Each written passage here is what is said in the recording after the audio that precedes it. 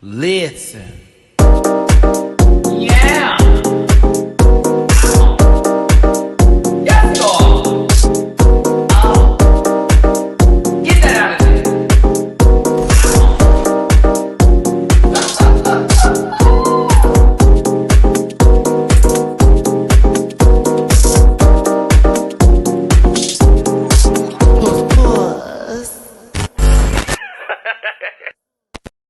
Listen, hey everybody, it is your boy Matty-Rants. Thank you so much for tuning in today for another recap, review, long-winded conversation of sorts where your commentary is included in the live section here, but we're talking about RuPaul's Drag Race Season 18, Episode 4. Who wore it best? Booty, booty, stop booty. I don't know why that song is actually working for me for a runway song. It kind of reminds me of season 5's Planet Called 808 with the galaxy of funk where the robots gravitate. A message came from NASA. It urgent. So it takes me there to I bring the beat just a little bit. We're going to talk about this episode. You know what? Just now. Well, you know what? Right now. Go ahead and put it up right now. Disclaimer, this program is for entertainment purposes only, and content is not intended to malign any religion, race, company, individual, gender, or wigs, briars, or Vitas, or Mias, or whoever you want to be mad at, or defend at the glory of whatever, for whatever reason. No, calm down. We're here to talk about the show today. This ain't that deep. Please keep that stuff on Twitter or Reddit. All opinions expressed by myself are just my sole personal views and do not reflect the opinions of every human being on the planet. No hate should be sent to any of the shows or individuals mentioned on this program, no matter what way you want to veil it, no matter what way you want to convey it. If it's a little bit like, yeah, you probably need to think about that. Please don't be rude. Grab your libations and strap in. I'm a little bit of a talker. You're going to be here for a while. Don't post any spoilers in the chat. And if you feel uncomfortable viewing this program, consume some Activia and have yourself a good boot. Now, before I really start to go in and do my job here that I've been doing for quite some time, season 9, if you go, hi, puppy. What's up? Oh, see, now you're in my face. I just asked you you wanted to hop up here. You want to hop up? I got to do a show right now. You gonna let me do the show? I'm gonna let you go outside. It's cold though, sweet pea. Hi. You just want to get petted real quick? Sorry, my oldest child needs to be petted real quick. Hi, Bobby. I love you. Is that good? You good? That's enough? Okay. All right, on with the show. He needed 10 seconds. Listen. Okay. Before I start talking about the drag race stuff, let me get this out the way. If you're in Minneapolis, I send you nothing but my prayers and my love and all the safety and whatever it is that you need out there, especially for what is going on, unnecessary business happening out there to the people in Minneapolis, Minnesota, and anybody else that may be affected by that, period, right? Also, for those of you who may be affected by the winter storm coming up here, Siri, I am not talking to you. I hope you have everything that you need. I hope everything is going to be good to go for you here. I have personally gone to the grocery store and back, and I'm set up myself for this winter storm coming up because Houston is really bad with ice, and we are not known for being good drivers out here, fortunately, on top of the power grid system. So wherever you're at in the world right now, but especially for those of you who may be affected by something, just hold it down. It's just a couple of days. Hopefully no damage is done. But if anything does happen, I send you nothing but the love, and hopefully it gets fixed and everything gets taken care of, and we get back to our normal scheduled programs. But yes, you would believe that there would be sales at grocery stores right now, but they're not. They want all the money for wherever it's at. But yes, it's supposed to sleet, ice, possibly snow tomorrow for Houston. The temperature has been dropping since this morning. It was like 62 at like 2 a.m. in the morning, and it's now in the 40s, and it just still keeps going down. But I made sure to run all my errands very early this morning. I was up at 8. I was like, oh no, I do not want to have to deal with whatever's going on the road. So yeah, good. Sending my love to everybody out there, and whatever's going on and whatever you're dealing with at home right now. I do not know you personally, but I may have met you or possibly or even not. And this is just all parasocial. I know we always disagree with each other sometimes, but you're still human just like me. Whatever you got going on, I hope you get through it, and I hope the best, regardless of how you feel about me. Period. Thank you. I had to remind myself after a terrible interaction this past week over a live I just wanted to do for fun. But in reality, you always have to sometimes step back and, look at things again. But to the drag race folks, if you come up in here on some Briar nonsense, because this I have seen online today, and then I have to go to the profiles to be like, now what kind of folks are these? Okay, that's the age group, that's the bracket, it's the usual suspects. Y'all are trying to make Vita and Mia some evil ass people, and it's weird, bro. It's weird, especially from a person whose entire character so far on the show has been trolling people and for something to happen to them. Now, I'm going to tell you this as somebody who has had walking pneumonia before and also faced sepsis, I send Briar my love. But I'm not going to lie to you. If I was on that stage, I also would have been like, huh. The timing was just a little too on the money. And I don't think they wish ill will to that girl that deep. So for some people to take it where it was, and the things I have seen, when did these people get eliminated, all that kind of stuff, it is wild that y'all cannot enjoy a show if your favorite isn't just pushed all the way through or something, and you taking something that happened a year ago when these hoes are in the group chat. I'm not playing that game with you today. So I'm going to talk about this show and have a good time. But if you're here for like some sort of party to get behind it all and whoop, whoop, whoop, I've been doing this too long. I know how y'all turn on the dime on folks. You enjoy your jesters and, these people when they shuck and jive for you. But when you feel like they ain't on your, I'm going to be quiet. But like on a real note, I think that some of the things that have been said about Vita and Mia are disgusting.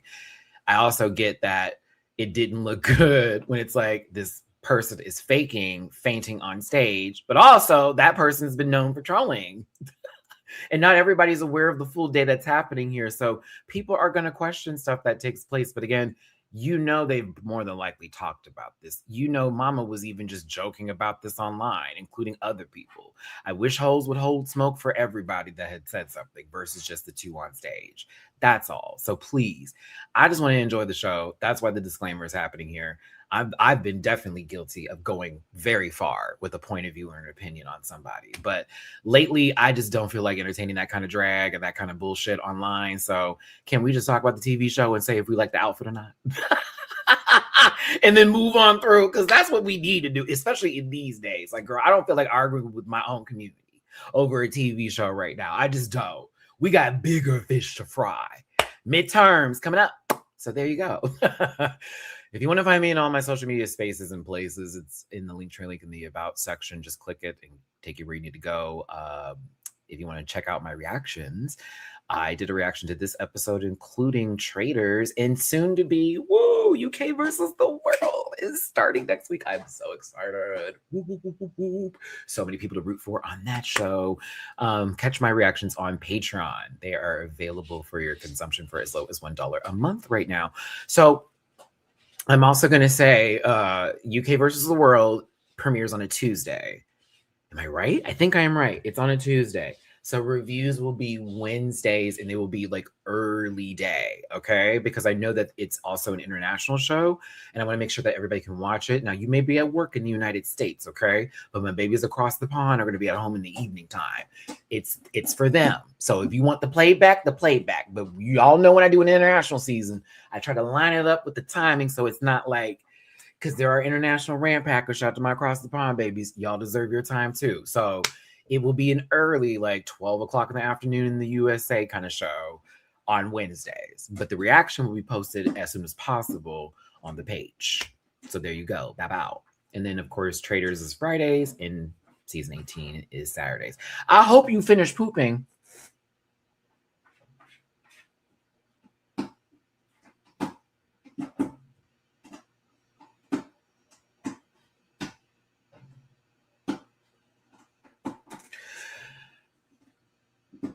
Bookable on Cameo, merch available at dragqueenmerch.com. I'm an affiliate partner with Paramount Plus, so you can get a free week of Paramount Plus on me. Those links are given in the About section. I have a PO box if you want to send me anything special for the Maddie Mail. And also,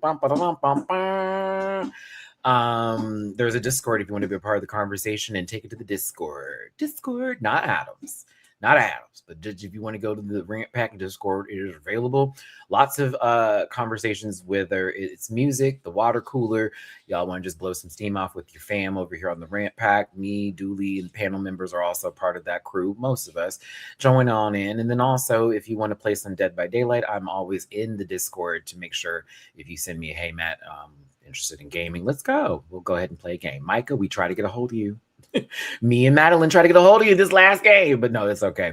But yes, check all that out again, all in the About section, and let me know if y'all need links. Shout out to DW. They just posted the link for the Discord available here. Shout out to all my moderators who are up in this piece today. And shout out to anybody watching this on portrait mode. I thank you for choosing me in this fashion, and all my landscapers. What was that? I don't know. A lawnmower kitty cat purr. That's what it was.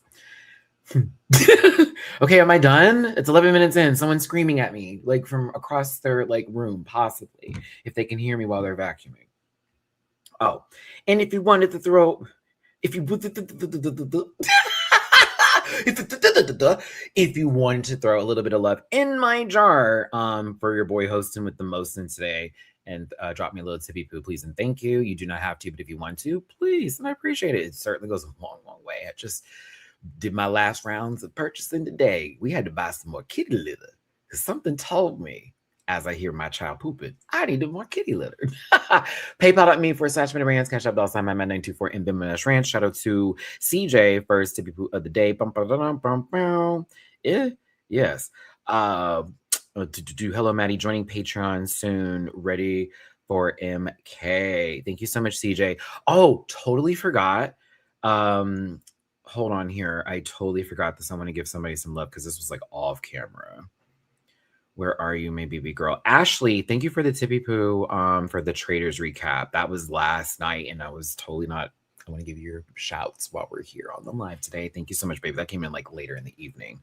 And I appreciate that. But also, reminder again, I cover traders. I cover this season 18 and then UK versus the world, but also House of Villains. Plain Jane will be on the season. Tiffany is back. It is kind of a stacked cast. I'm there for Drita from Mob Wives. Okay, Drita is gonna be on the show. I miss Mob Wives. That was one of my favorite shows ever. The mess with that one. So I will definitely be covering that too. That won't be until February, but it'll certainly fall within the line of the scheduling and how things are about to work out. So yes. Okay. I appreciate you for being here, and thank you for tuning in. Not me not knowing what anime my nephew and niece name came from. Oh, yeah, Mamu-chan and Minako. Yeah, that's from Sailor Moon. Mamu-chan was what Usagi you would say to Mamoru, who is in Demon, which is Tuxedo Mask, and it was a friendly, sort of way, a pet name, saying it affection-wise for Mamu-chan. And then, and that's why Mamu-chan, but I call him Bubby too. He also responds to Bubby. I don't know why I started calling my cat Bubby, but that's my baby, and I call him Bubby. So that's my firstborn. So I call him Bubby instead of baby. Bubby Bubs. Oh, my Bubby baby. Oh, see, now he started perking up. Oh, stop. Don't come over here. And then Minako is Sailor Venus's name. She's my favorite Sailor Scout. And ruling planet Venus, Libra here. Hello. And then she's Meanie Means for short. So yeah, Meanie Mean. Or I do Mean, when I really want to get her attention, she knows she's about to get all the love in the world. Meena. Oh my God, my cats, I love them. They were with me this morning. We're all cuddled up in the bed. Okay, cool. Shut up, Matt. Get to the show. I know. Thanks for being here. Let's get this show started today. And shout out to my moderators that are posting it in the chat. I am so glad Law Roach is back. I know Law Roach isn't meant for a particular kind of person, but maybe those people aren't meant for me either. I don't know, because Law is my kind of Karen, baby. And they brought him for like the right episode. To me, he should be there for all design challenges. Like, just for the design challenges. You do not have to pull him anywhere else, but for design specifically, oh, please put that man in the room because he was needed for this episode. Clock the out of Michelle. No shade to Michelle, but I mean, ate you alive, low key. Like, I was there. Like, what are you talking about? Don't correct me. Girl, please. Like, I was literally, you can see a video of him with the bit. Like, come on. He needs to be there for all the design challenges. I think Madison works really well when it comes to like comedy, specifically hosting challenges, this, that, and the other. And then, you know, you can already go through the line with the rest of them where Carson and Ross can just be interchangeable if that's what they're going to do. But like, there's some things where I'm like, you know, I'll need to be rotate on those challenges and only him and then somebody else. Maybe TS could be there the same day as Law, like, and that happened, but he got to be there for all of that because he's, whether he is on the same page as us or not, I trust that man's opinion. I'm gonna let him say it because he's in the room. He's literally on the carpet dressing one of our favorites for that matter. Okay. Hold on, let me change the way this looks. I'm really small here. Here we go. I'm a little teeny tiny. And we're doing this two ways, both portrait mode and landscape. Make sure everybody can see me. Okay, let's get this started because, baby, they didn't even read this girl's mirror message.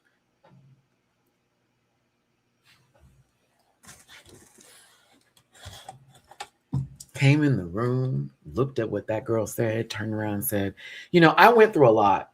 And I said, and they just started all having a conversation about something else. I thought, well, for me or for y'all to be fighting for Mandy so damn hard, you weren't crushing the mango here. Y'all didn't give that girl. Did they not just want to read all of that? I see Filipina in there. They didn't want to say it. They were like, this ain't no Drag Race Philippines. This ain't no Slasia Royale, girl. What are we reading this for? I'm playing. Y'all know. Hello. But like, I thought that was kind of wild. I said, oh shit, we're just walking in the room. We're about to just not do the normal duties here. It's been a really rough day. Okay, bet. So spicy Janine Garofalo over here is about to be in for one whirlwind of a day. I empathize with Briar, but I'm going to agree with Bianca off a pit stop here.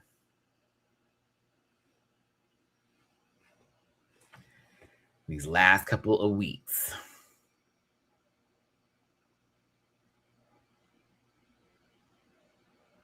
it has been this girl antagonizing the Tuck and playing that game with the dude and the dot and the whatever. And then when people clocked in and said, okay, we're a little bit tired of it, I'm sorry, they're not wrong for doing all that. I'm not going to baby this girl. I can, however, say, and this is the Libra in me, go, it is a lot to take in after being dragged just a minute ago, coming back up in here, someone telling you don't want to do all this, that, and the other. Okay. And now you're going through the rest of the day in your head about the whole situation, on top of you having walking pneumonia, not even really knowing that you're sick. I've had walking pneumonia before. It's not fun. It's also weird because you don't know if you're sick or not. At a point, you start feeling a little off about stuff and you're, this, that, and other, but then it catches up with you eventually. I've been there before, buddy. Been there before. But like, some people are babying this whole little moment. Like, she was getting bullied by the girls and it's too many of them on her at the same time. Please stop it. She signed up for this. And low key, she was tagging the bag in the girls. And let's not forget the context that was given later as Athena and Mia needed to clock in real quick. Because to me, where Mia's whole thing is with Briar in the situation of her sort of making a joke out of something to do with a relationship that was personal to Briar, and then her taking it that way, and Mia apologizing to her, but then she's not going to receive the apology off camera, and then sort of play this I'm mad at you game for the whole little bit, to where we get to a point now where it's like, I don't know how to feel around you because you like there's no smoke, but the way you took it was different. And so I don't know how to gauge you because you be playing.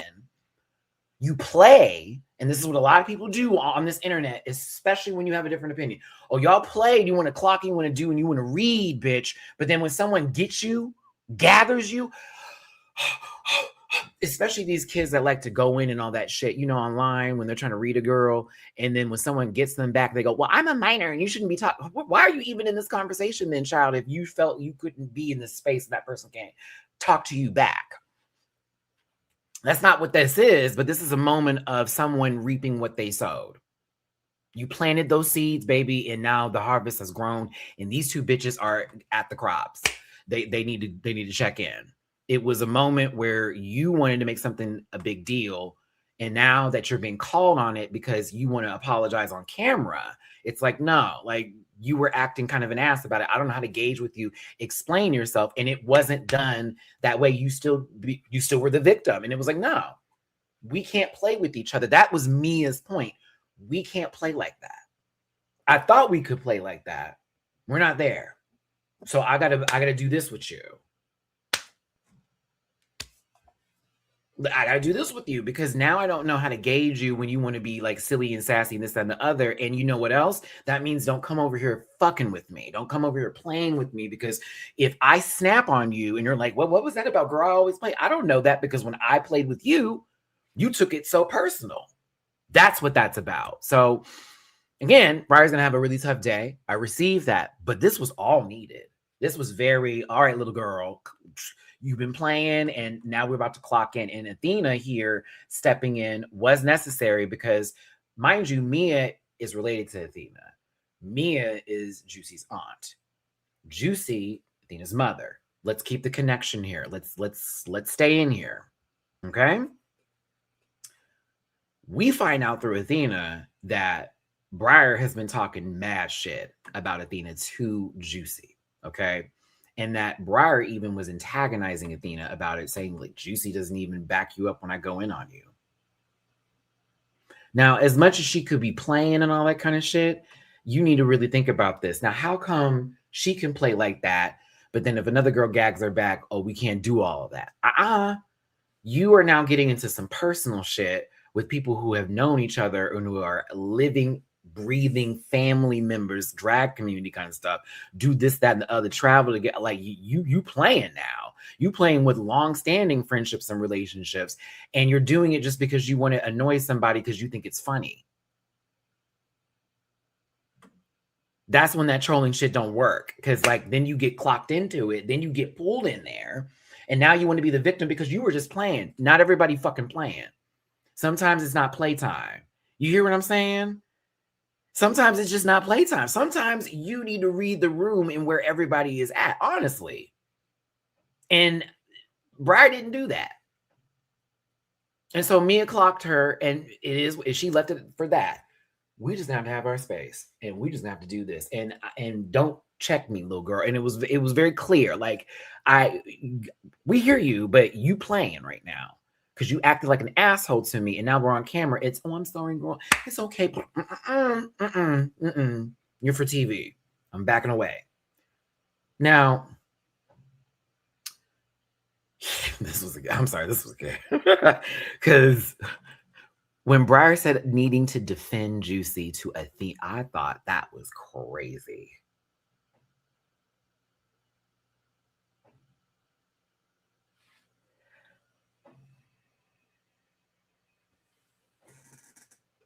I said, has Athena ever came for... No shade. Low-key, this was my favorite episode too.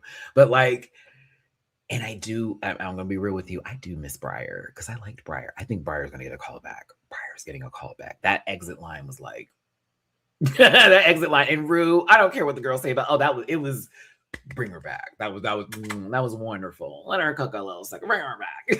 But you got to hear it here. Like, you go say some whack shit like this to a drag mother about how their child feels, and you go like as if they're in the same dressing room somewhere in Oasis in Miami.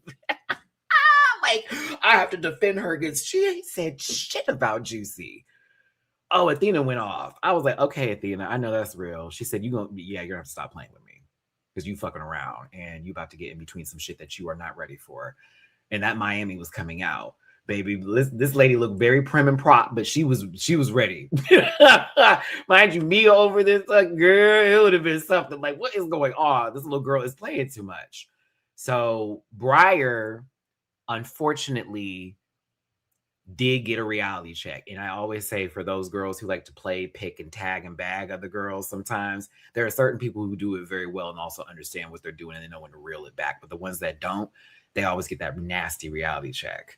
It's that one person that you can't play with. And then when they get you and everything they're saying makes sense, you can't clock in. You can only try to change the narrative. And if they are already ahead of you, you've already lost. And that's what happened to her. And so it was a tough day for Brian. It was. Bitch, baby just had to lip sync, came back in. Hell, Mia told her, I wish Mandy stayed. I thought she danced better than you. Now, I'll be real with you. I don't agree. You all heard my thoughts and opinions about the lip sync. I was like, no, y'all can send that lady home. But at the same time, hey, that was Mia's take. Feel what I'm saying? That was Mia's opinion. Don't let it sit too hard. But I think it all came at her at once. And baby, she had a reality. A good nasty check, signed, sealed, delivered, Wells Fargo. I said, oh, the check cleared. The check cleared, sister. Now, they going into the next day saying, we're not about to just hold this over, but we just going to keep it cute for what it's worth. So there's a lot of standing next to each other and soon to be a conversation in the mirror where they totally share their traumas, right? But Kenya wants to be a top this week. She will not get her wish. And I love Kenya Pleaser. Also, Kenya, you said something in your confessional today that made me go, bitch, are you for real, Rampack? For real, Rampack? Because it almost was like a quote out of my mouth. My puss did hit the floor. I said, wait. I said, oh, the narcissist in me wanted to take credit for that and be like, was that Rampack talk? I said, was that rare? I said, as many times as I have talked about the protractor split, as many times as I spoke of the girls who like to hit the trampoline split, aka it's not connecting to the ground, you just bounce off the floor because you know you couldn't hold it. As a former gymnast and back up there, so yes, I that moment right there, I said, oh my God, am I going to be a narcissist in this moment and fully take that and say that I somehow Rampack has in the zeitgeist of the Drag Race episode? I'm going to take it. I'm going to own it. It's mine. I don't care. They already hate me. Make them hate me more. Okay, but yes, that part had me gag. If you watched my reaction, I was like, wait, did she just say what I think she said? It was so funny to me. But no, let's talk about RuPaul and these contact lenses lies. Gray suit, bald head, glasses, Ru. We don't have another mini challenge. Do you miss them? Live chat, make some noise. I'm reading the live chats now. And also, hi, how are you? Hope you're doing well. What's going on? Are you warm? It's warm in my apartment. I had the heater on. I have it off now because the baby, I was getting a little hot, just a little warm. A little warm. Thanks for tuning in. Hit the like button, share, subscribe, become part of this Rampack family. If you want to drop it a little tippy poo in your boy's jar, make up some of this grocery money and spend for the winter store. Please and thank you. It's PayPal.me/Matty-Rants, Cash App $ Matt924, and Venmo Rants and low-key. Thank you so much for being here today. If you are a Dead by Daylight player, I am more than likely going to be on that today. So if you happen to be online and you see me and you maybe want to play, let me know. I will be more than likely. It's going to be a long weekend of being in the house. Well, a long Sunday, Monday, Tuesday, based on the weather. If nobody's going to be on the road because it's going to be grossly icy outside. Like, we're not trying to lose it today. What was I doing? Brain, ADHD, it kicked in. Come back. Thoughts are running all over. Oh, and Animal Crossing. That, because I need to get the hotel stuff done, and I'm enjoying the new DLC so far. It's really cute. I love how it looks like on my Nintendo Switch too. Is a complete. I was like, okay, I know the graphics change. I was like, okay, I see the cleanup they did. It's cute. But yes. And if y'all have any free games, like online games you want to recommend, let me know. I'm trying to find another game to like consume my spirit because I don't want to go to Tekken 8 right now. It's making me mad. Anyhow, back to this. No mini challenge, but they get to pair themselves up into little tiny groups, like of 2. And did anyone find this a little bit sus? Let's do a Libra thing here and make multiple variations of what possibly could have happened here. Number 1, Briar picks Juicy because right now she's feeling a little bit down after the things that happened last week. That's her closest confidant and bestie in the competition. They also low-key look like they're 2 like in the matching set, if you will. Just one went to a better hairstylist than the other. And yeah, that could be one way to look at it. The other is that Briar also knows that this would piss off Athena and, has been enjoying getting under their skin. And so why not go for the person that they know they're going to go for?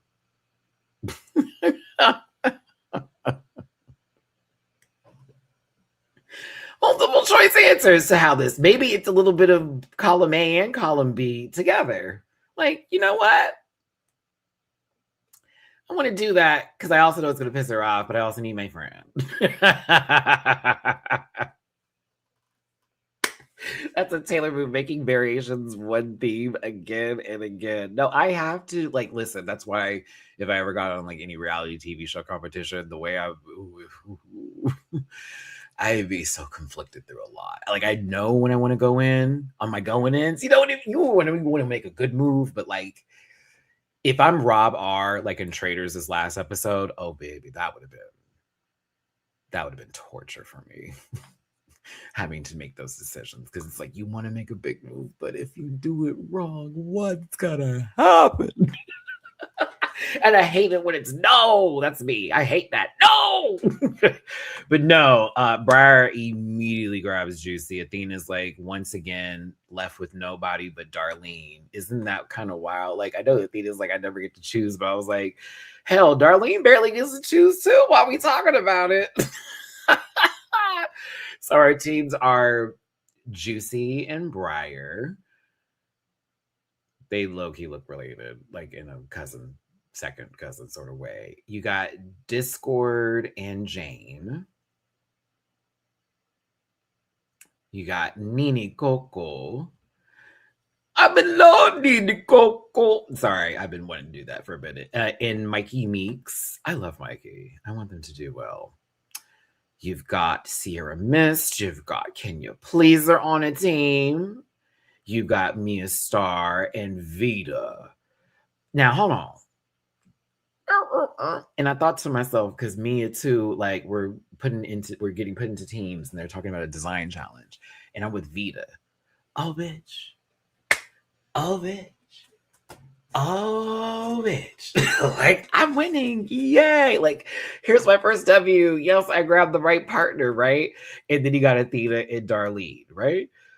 But then RuPaul says this is a design challenge where we're going to mash up some famous fashion looks from the red carpets, whether it's from the Met Gala, Academy Awards, Grammys, whatever. These are just iconic looks from different celebrities in style and in fashion. And it's a mashup. So you're going to have to take 2 of these different looks and create 2 outfits together. But this is why I love this challenge. You are going to face off against your partner. And it's going to be a who wore it best.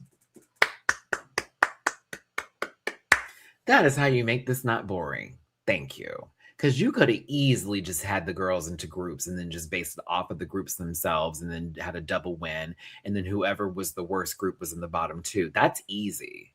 That's easy. Thank you for doing a who wore it best. You can do this again. You can do this challenge again. Drag Race. I don't know why I'm giving you permission. Like I have that kind of like power with you, but let's pretend that I do. You can do this again. Cause yeah, that's perfect. Ooh, okay, Dane.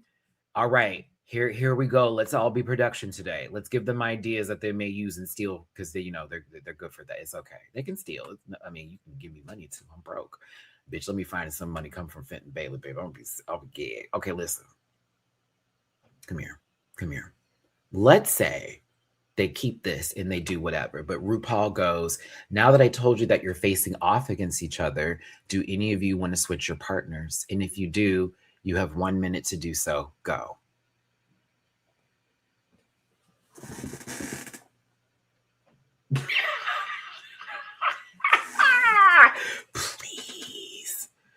Do you know that would have created so much to talk about in the middle of that room? That would have created, because if no one moved, that would have been the conversation of why no one moved, and you don't want to hurt no one's feelings. But then it's like, oh, so you're saying that you would be fine beating me, and that's why you kept me? Girl, I gave you the golden ticket. I know Canada Drag Race good for getting them good ideas. I'm trying to help you out, sister, because this was already a great moment, but like, no, give them a minute, because we have to have a moment of them trying to figure it out and then possibly making another split decision to switch at the last second. The 60 seconds is perfect because that'll give them time for 2 or 3 confessionals to happen. Where someone's like, I really want to go there, but I can't. And then, like Discord sitting back and then like, absolutely, I don't want to be with Nene Coco because I don't like how she makes her clothes. And then like going into Jane being like, I'm worried I'm going to do well this week. Because if I do well, they're going to hate me. So I really want to help them, but I also want to know, when is that going to run out? And I'm like, Jane, is that going to run out for you, or is that just like for them? When she said something about Juicy, I'm thinking, you don't have to help that little girl. You don't want to. But no, I thought this was a cute challenge and a great idea. And it also kind of gagged some of them, because when she said pick your bestie and who you trust the most, now you're going to go up against your I guess your friend, the person who you closest to in the competition. And when I say yes, Kenya, I'm with you on this. Because I'd been mad as hell if I was up against somebody who is known to be a seamstress and who makes their own shit.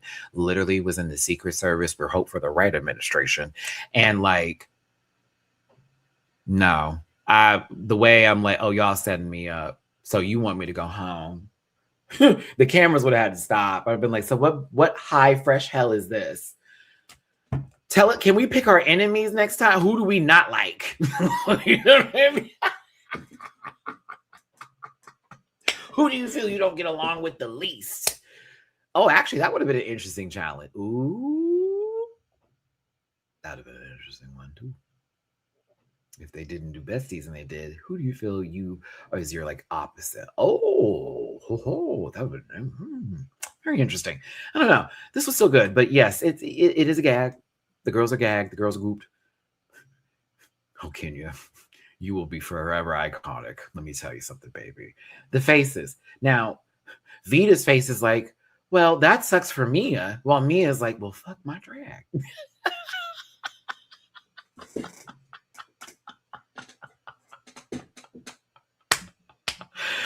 Vita was like, low-key, Vita's cute. Like, high key. I was noticing the other day. I was like, come on, chest. I see something going on there with Vita. But no, I just hollered because it's very, well, that's too bad for Mia. That's too bad. I like Mia. Damn. I'm gonna put her in the bottom. That sucks. I was here for Mia, like, bitch, this lady's gonna dog walk me. Yes. Well, to be fair, Mia did a good job too. Vita's outfit was great, but Mia did a lot better than where my mind was going based off of that Cardi B runway. Mia did a very good job. I was like, sister, whoa, that was kind of pop. That was a little bit of pop. I like this new pit crew. Theodore always was my favorite chipmunk. I know it's for the woodchucks, but how much chuck can a Theodore chuck if a Theodore could chuck wood? All right. I wonder if production had this challenge in mind when they casted this many designer queens. To be fair, we've all been begging them to add more design challenges to the show because this kind of level of creativity is so cool to see.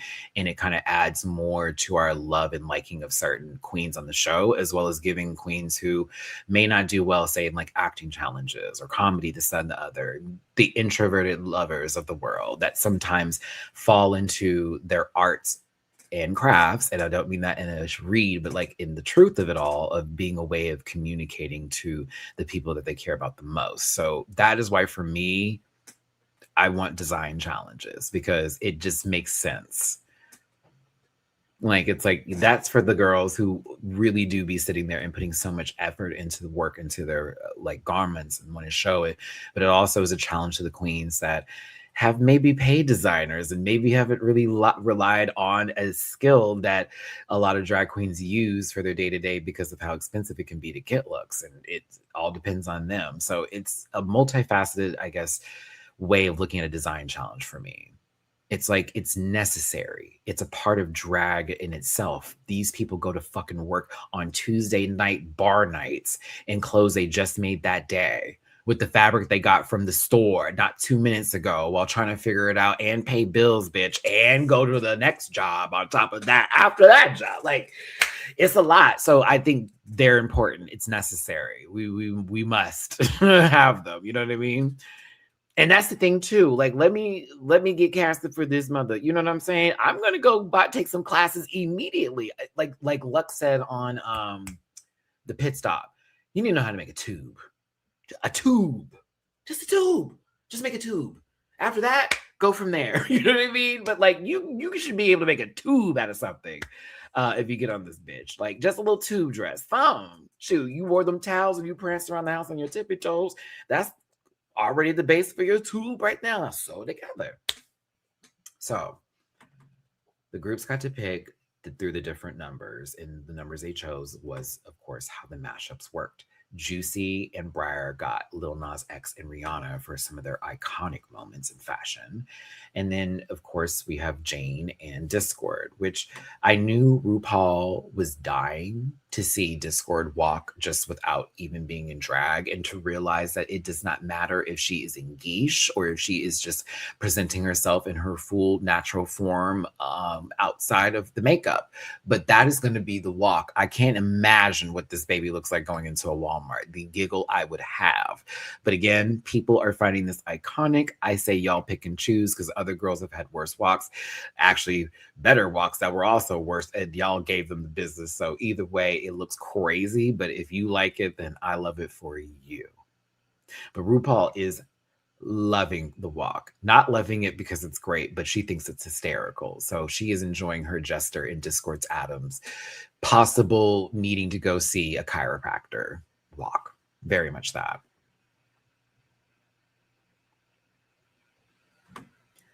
But the Cher and Sarah Paulson mashup was kind of fire. It kind of was like, oh, I would have wanted that.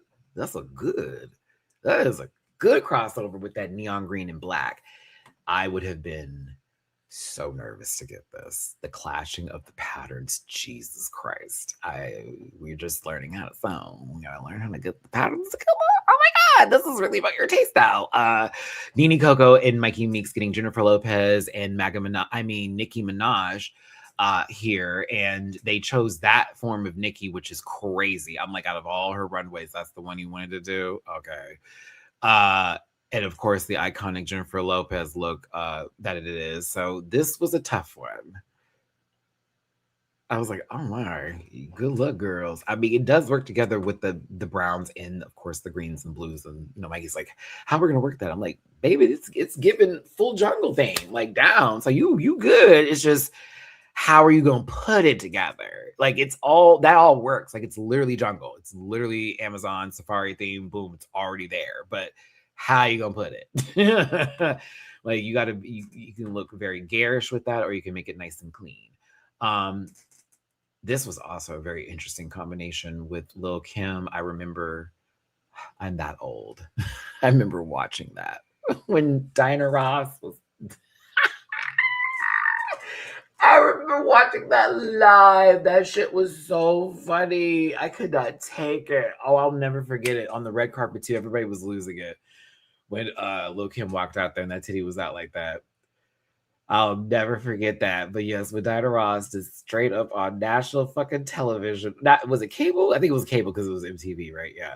It just straight up was like, boop, boop, boop, boop. I said, oh my God. I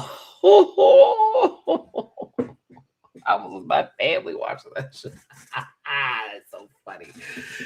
Oh, it's so funny to me. And then Katy Perry as the chandelier. If you remember, at one point in time, Katy Perry used to come out in some of the most camp outfits ever, and that was kind of Katy Perry's time. At one point, she was a hamburger, she was a chandelier. She was always literally the thing, like never subtle bits of it, never paying homage to. No, she would always be that thing. So I want to be a trash receptacle. She will come as a garbage can, literally. Like, that's it. We ain't gonna get too deep. Just make it cool. But yeah, very interesting combination. Okay, all right. They did this to make it mixed up, Matt. Don't take this too deep. Come on, they did this to mix it up. Even though out of all the Kim Kardashian looks I can think of, that would be the last one I would have chosen. But I know they were doing that for the floral aspect of it all. That Zendaya look, for them having Law there at the same time. Oh, that was a setup.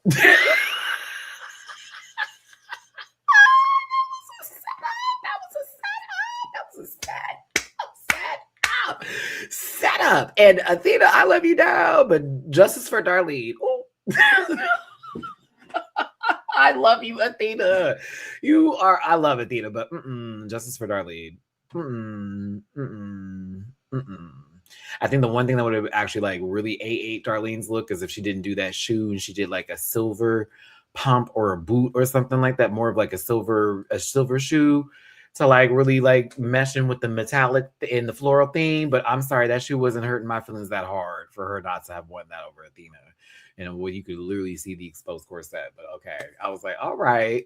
I thought that's an interesting way of doing this, but okay.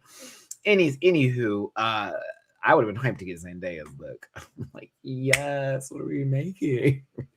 But yes, they needed to go ahead. And that would have been a good idea too, Isis.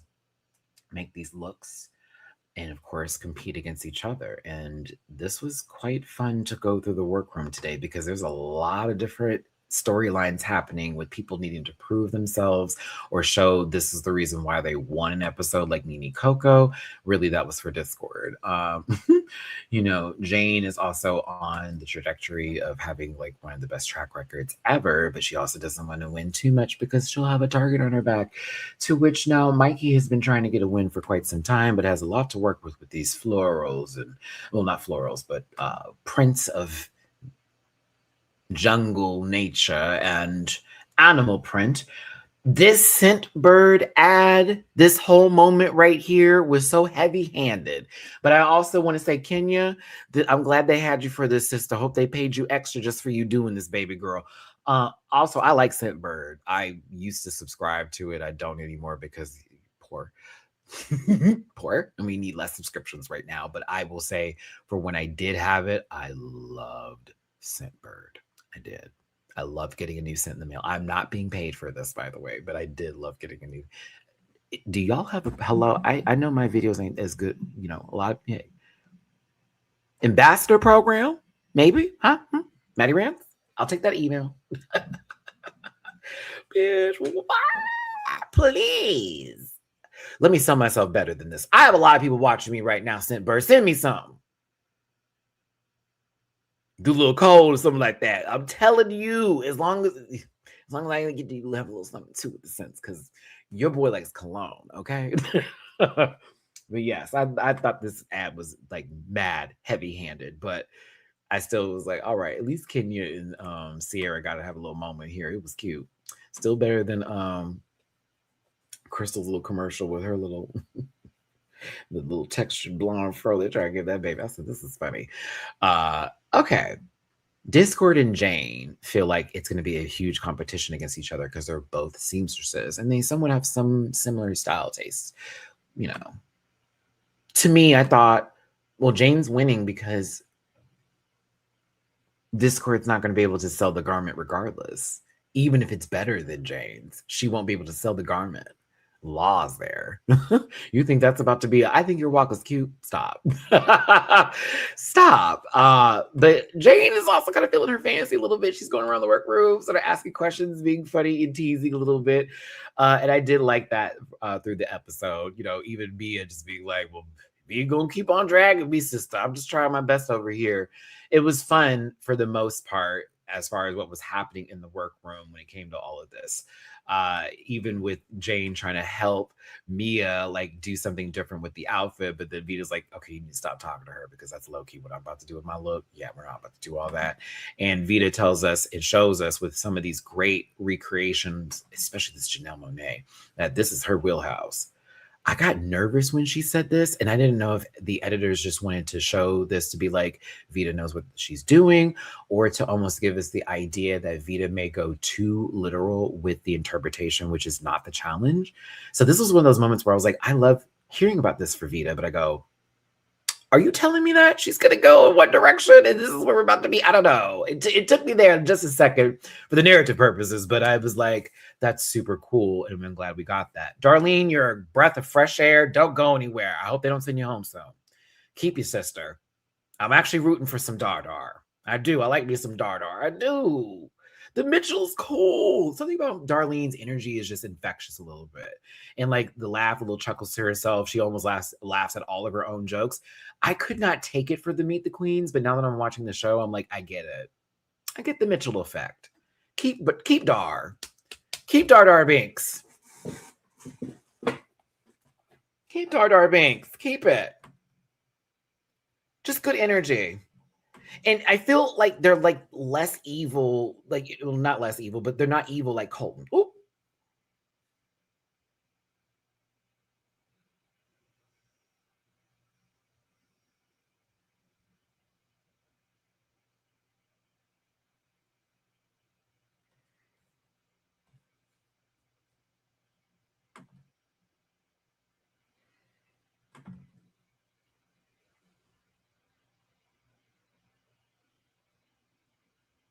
I don't like that man. All right, moving on. I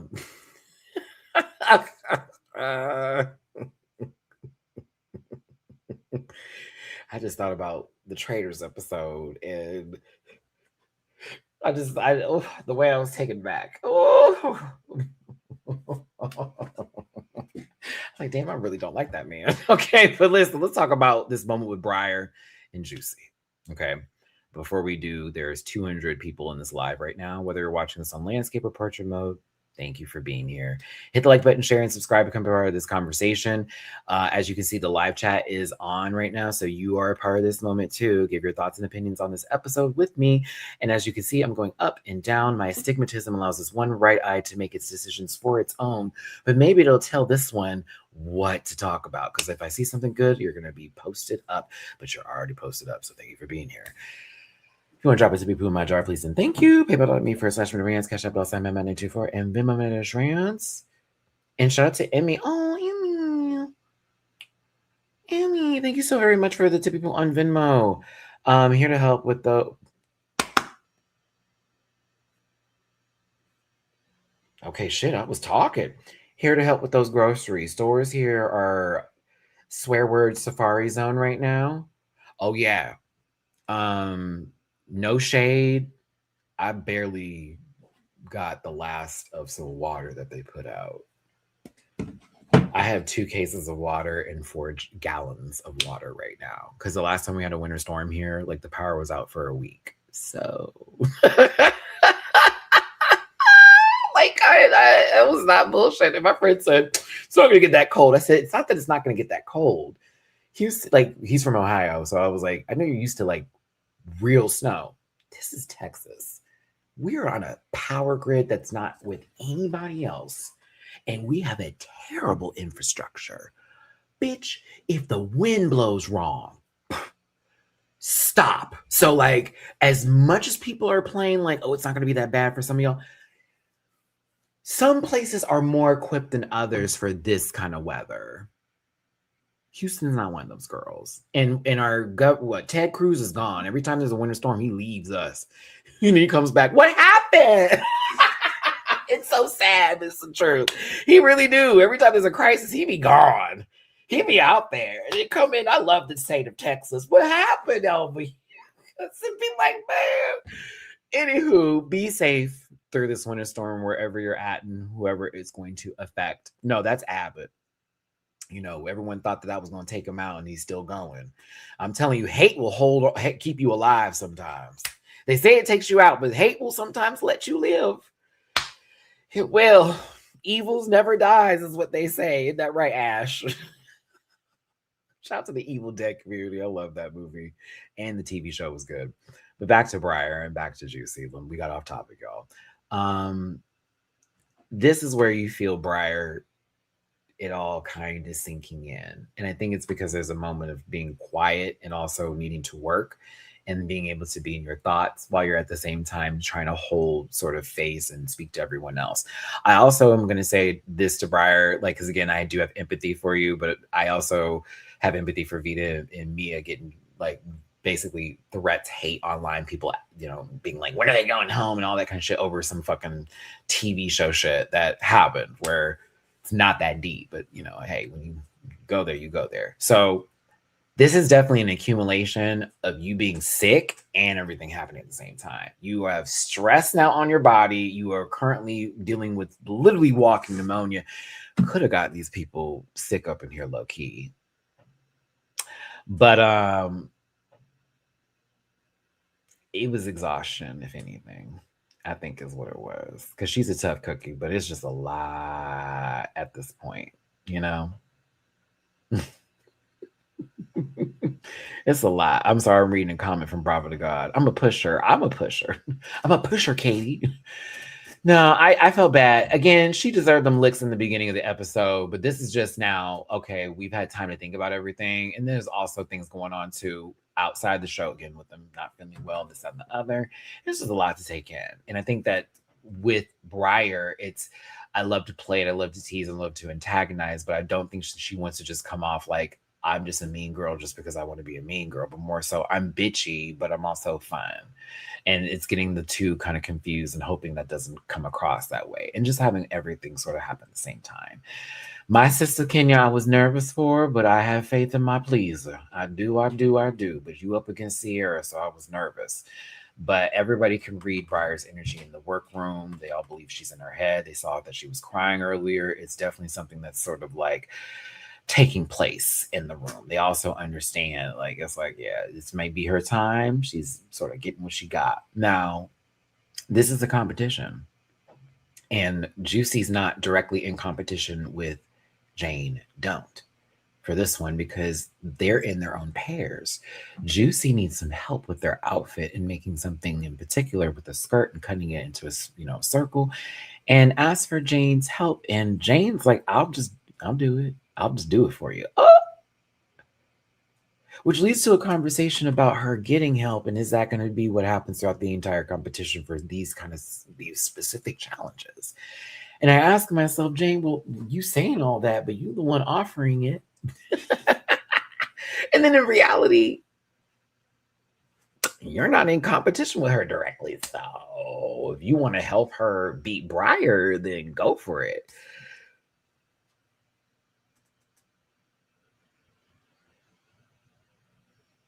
I thought about that myself. I was like, I wonder if Briar asked for help for somebody, or she was like, this is fine. After seeing Jane's final look, I wouldn't ask her for help. The fact that they cut out Law's commentary about her look, I think is interesting. Did you hear about that? That they cut Law's commentary because they only showed the high praise she got, but Law did not like Jane's outfit. And RuPaul defended Jane's outfit to Law. I was like, why didn't you add what? Why didn't you show? Was it bad? Like, do you not want us to hear a difference in opinion? Like, to be honest, Jane didn't win. So it would have made sense for the girls who were like, well, why didn't she win? Well, Law didn't like it. He's a part of the pan. I didn't like Jane's or Discord's. The funny part about Discord's look, and we'll get there, is that her shit looked like it was falling off of her, but not because she didn't have it in the right proportions, which that is the case, but more so because she was leaning back and it felt like she was a table and the dress is just slipping off the table. Or it's like the Titanic and the boat is tilting and so everything's just going. But we'll get there. Super chat, it's Drewski. Thank you for the first super chat of the day. But when Maya got the same help, it was a problem.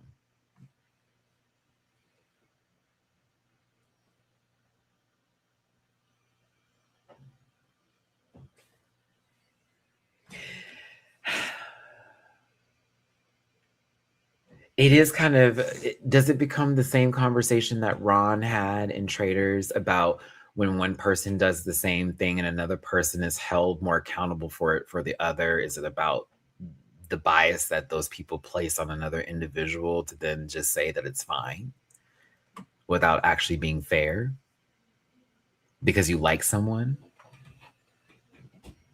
I mean, it's not too far-fetched to think that. I mean, just saying, like, and that's kind of what I feel about a lot of the reactions to the whatever happened this week's episode, and a lot of people being like, they better have apologized to her. They better have.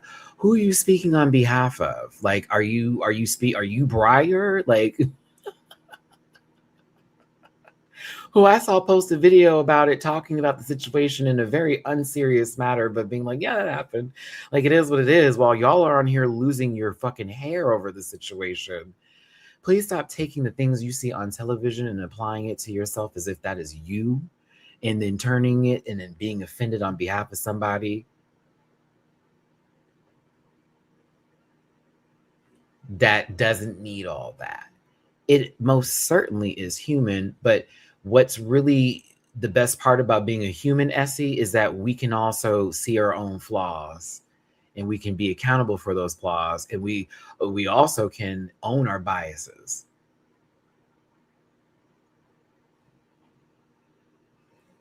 It's when you don't and you act like you're not doing nothing wrong, or you're not like, oh, well, I don't mean it that way. No, girl, stand on that. You like that girl. So if something happens to her and you want to fight over it, that's why. And that's your tea. But don't act like it's because someone did something that horribly wrong over here. No, you just don't like it when nobody come for your bitch. Period. And that's what happens. That's what they do every time. It's like, if I like her only if she doesn't come for my fave. Only if she doesn't say something about someone I don't like. And I'm going to apply this and make this about it something really deep and personal, and make it very much like it's some sort of real interstellar thing. It's not. It's not. It's a bunch of semantics and it's a bunch of bullshit. We're watching a TV show filmed a year ago. These people are in a group chat that we are not in. I know people be like, what are you talking about? Girl, I was just backstage with Bob and Saphir not motherfucking 2 months ago, girl, having conversations about shit like this. And I can bring people on with my receipts. Okay? Some of y'all taking it way too deep. It becomes a little bit crazy, where you're like, now you've made a little bit more than what you needed to. And it is what it is. But I get the passion behind loving somebody and wanting to make sure they're good. Trust me, I was old Beehive, like 2005, 2006.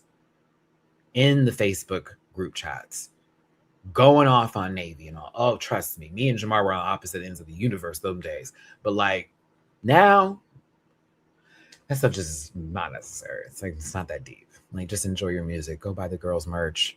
Go buy the album if you like her so damn much. Why is she failing? Because you're not buying nothing. You too busy arguing online. Anywho, Athena messed up the hymn, but she really... Okay,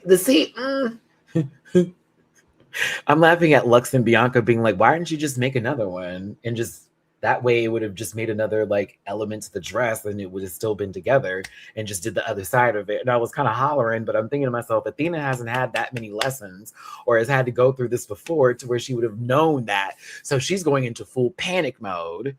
And now wants to immediately start everything over. Okay, we got to redo this. I said, oh my God, Athena messed up one time and immediately made 3 different dresses. I felt bad, but I was like, sister, this may be the way they get you out. I think Athena may be her own demise for something that happens. I don't know. I'm afraid, because I like Athena. And I was like, whoa, sister is losing it. Oh, Athena is addicted to stress. I believe so. You know, some people love to live in chaos and act like they don't. It's the next day. Y'all, I spent all night on my dress only to go back to the original dress that I was going to make.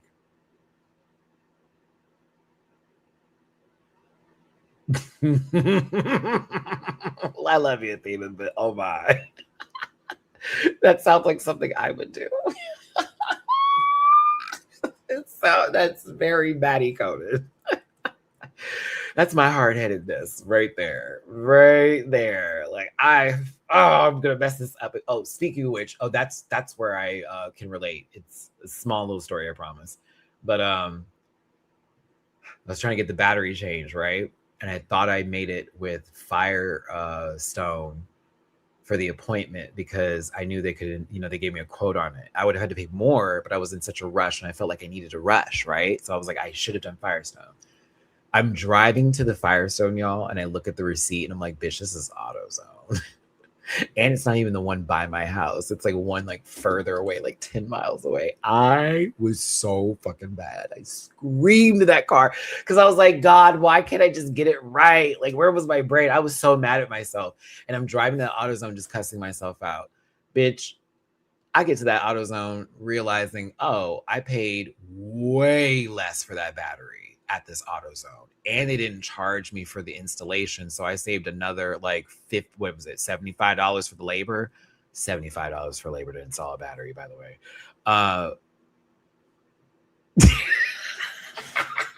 So maybe I was right on the money the first time. You know what I mean? Maybe whatever I was doing just that night was actually perfect. And I don't need to think about it too much. I don't need to look at, I messed this. No, I didn't mess up. I actually made the right decision. And my battery works. It's super cold outside. The car actually runs a little bit better now. Like,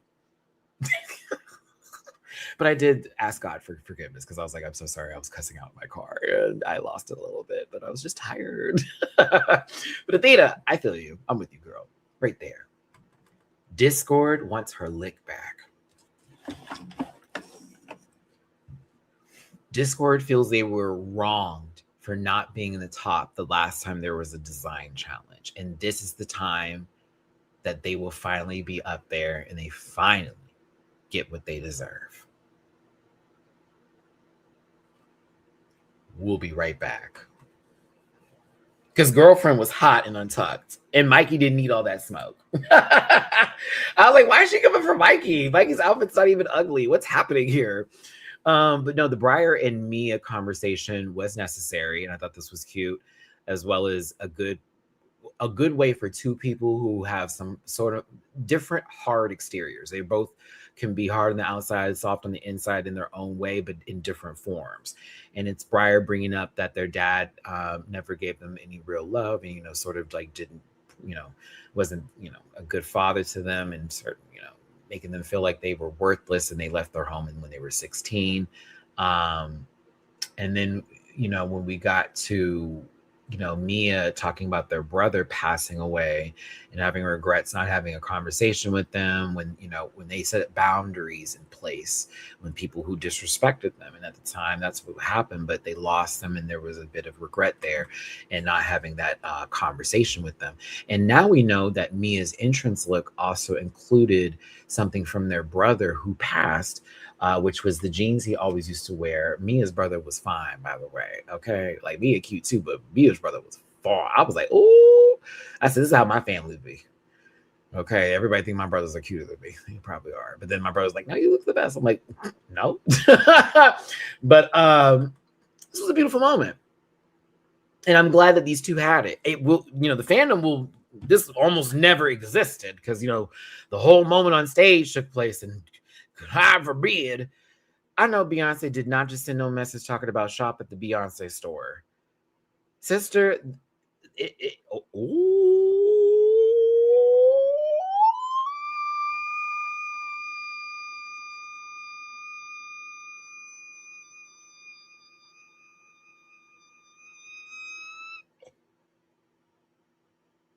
put the phone down. Put the phone down. Did you see what I saw that I want so bad? Because there are two things on there I need. I'm not going to get them. I want so bad. The robe. The robe. Because Peasley's coming. So I need that robe, sister. Because I am bringing out pizza cake this year. I made a promise that we're gonna start doing our little freebie shows and going out to the little turnabout shows and getting our shit started up this year. And we're not playing. I need that robe. I need that eye mask. I need those two things bad right now. Damn you, Beyonce. We're poor. Ooh. Oh, the choker's fire. Oh, that choker was fire too. Black. No, wait. Red. Red. Not black. Black would be for me. Red, that's for pizza. I can't wait for y'all to get the cake. I'm so excited. I haven't been excited about drag since I did the show back at fucking precinct with bitch fun. Anywho, sorry. I think I'm excited because actually things are actually turning in that direction for real, for real. Like we've started it up, honey. But no, Kenya. I was getting nervous now. The show was starting to give us a whole lot of people's like backstories. I was like, oh, Mia brought something up. Briar having a whole goddamn day. Kenya talking about mama having them in college on the the bathroom floor. I said, oh shit, what is going on? What is going on? What is going on? I'm getting nervous. Not my sister, not my niece, Kenya. But this was still a beautiful story, just about what happened when their mom had them, when they were in college. They didn't know they were pregnant. The grandparents raising them, they bring a little bit of a tension between their mother, but them coming together when Kenya came out, as well as having their whole choir singing. Got a friend in me, while she was crying and this, that, and the other, and individually hugging her. I said, that is beautiful, Kenya. That's a great coming out story. I wish mine was like that. My baby little Kenya, I love you, sister. I don't even know what's going to happen on this season, but you have done nothing but win me over in terms of every little piece of you that you've given us on this show. So God bless you, baby. My coming out was not that at all. My dad added me to my family, bitch. I was homeless after that. But when I was in college, that coming out was better. Because I got to do it with my best friend that I've known since school, because we went to the same college together. But the people who I just met there did not want me to hide anymore. And they were like, please stop pretending. Like, we love you, Matthew. And it was such it was like a group, like my entire dorm floor, my entire Palos Verdes, Arizona State University, bitch. D3, honey, that entire floor. Oh, that was the best. So my dad didn't do it right. But the people who I met for the first time, and like those who, and my best friend, like that meant a lot. So, take what you get when those moments happen, y'all, because sometimes it's not fun, and other times it's like a blessing. Like, whew, you didn't have to go through it. But that was when I learned that my friends were going to be like the people for me, going through all that. So, I love Kenya. I love this. This cast is good. It's a good cast. Even after all the rumors happened in the walk and all that, I don't know if that was all real, by the way. At this point, I'm just like, I'm going to stop listening to what those people got to say. But I'm enjoying the season so far. Had a little bit of a dry moment in our week, but this week I said, okay, we here. Michelle is cute. Law is giving. I'll remember her name whenever I get to her picture. RuPaul's dress is right with God. That wig can burn in hell. The dress is everything. That wig, nonsense. Oppression. Just no for the wig. No, Ru, but that dress, fire dress. Did you see the part when she was like, racers, start your engine? Did you see when her whole, like, she was feeling her shit? When RuPaul loves a dress, when she starts to play with a little bit with her shoulders and starts to like get positions together, because she was like, racers. I was like, oh, you feeling it? You feeling it today, lady? Come on. Yeah, but that wig belongs, on a plantation. Got some bodies hanging off of trees kind of wig, Michelle looks like she wants to be a part of a conversation that she shouldn't be in on Black Twitter, but I do love how Michelle looks like. Go off, pop Michelle. Law's got Jamar's contact lenses, so I'm confused by what's happening here, but it's still giving. I thought that was leopard print, bitch. That snakeskin work. Love it, love it, love it. Her name is Annalie Ashford, and I now know and remember because I have a picture to tell me. She was lovely. I assumed she was 5 people before I remembered that her name was Annalie Ashford just now. And she was great. She's a Tony nominated winning runway, something like that. But she was fun. She was fun. Fun. Fun. She was fun. I like her. Fun. Fun.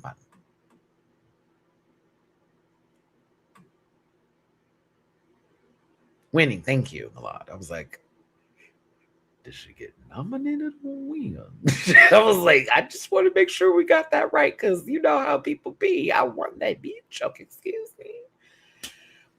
Let's start with the first mashup of Lil Nas X and Rihanna. Juicy Love Dion versus Briar Blush. Oh, we're gonna do a different game. Ooh, we're gonna do a different game. No longer numbers. No. Choose your winner. Type their name. Say their name.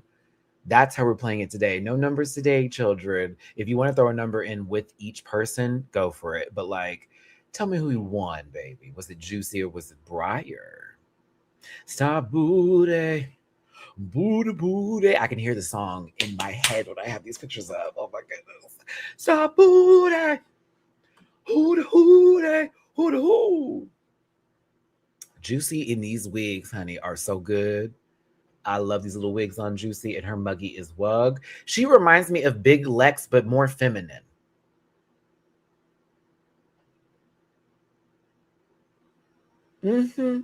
She reminds me of Big Lex, no longer of the three, but way more feminine. Much softer. Wouldn't bully anybody. Yeah, way softer. A woman. Girls will be girls, and they should be happy to be girls. I still can't believe that is now a part of the actual like history of like somebody's being. I still can't get over that. That's crazy. Evan, you know what, Evan? I'm happy. Go ahead, baby. You put Briar's name up in there. I'm happy for you. I was glad someone did. Someone's got to like Briar's look better.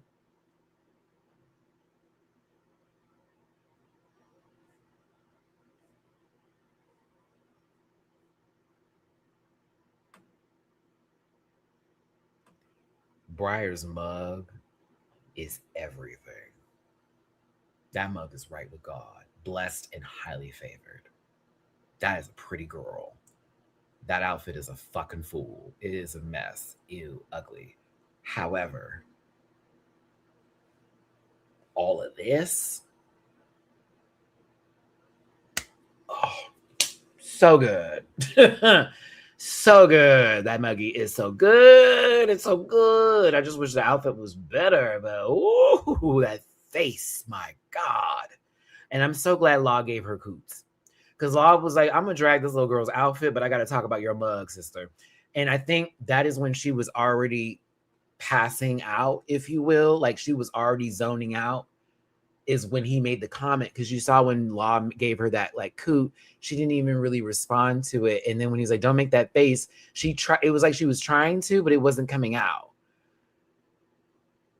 Because I think that Mama could receive what Law said, because I would take that from him very much. So it was like, because yeah, I remember when Law was like, daughter, I was like, because he was going to give her some coots now. He gave her praise for the shoe matching. He said, at least she styled this correctly, so it was based off of Rihanna, which would make sense because she chose a glittery heel. Not a matching glittery heel, but a glittery silver heel. Gave her coots for that and said the mug and the hair said, oh, that's right. Good up here. The outfit, oh, and it's true. The outfit was terrible. But her mug, beautiful. But Juicy won, in my opinion. Cher, Sarah Paulson, crossover mashup for the red carpet. Who wore this best? And if nobody wore it best, just right chop. If nobody wore it best, right chop. Jesus Christ. Like the way like the posture of this, oh my God. That posture is crazy. Crazy work.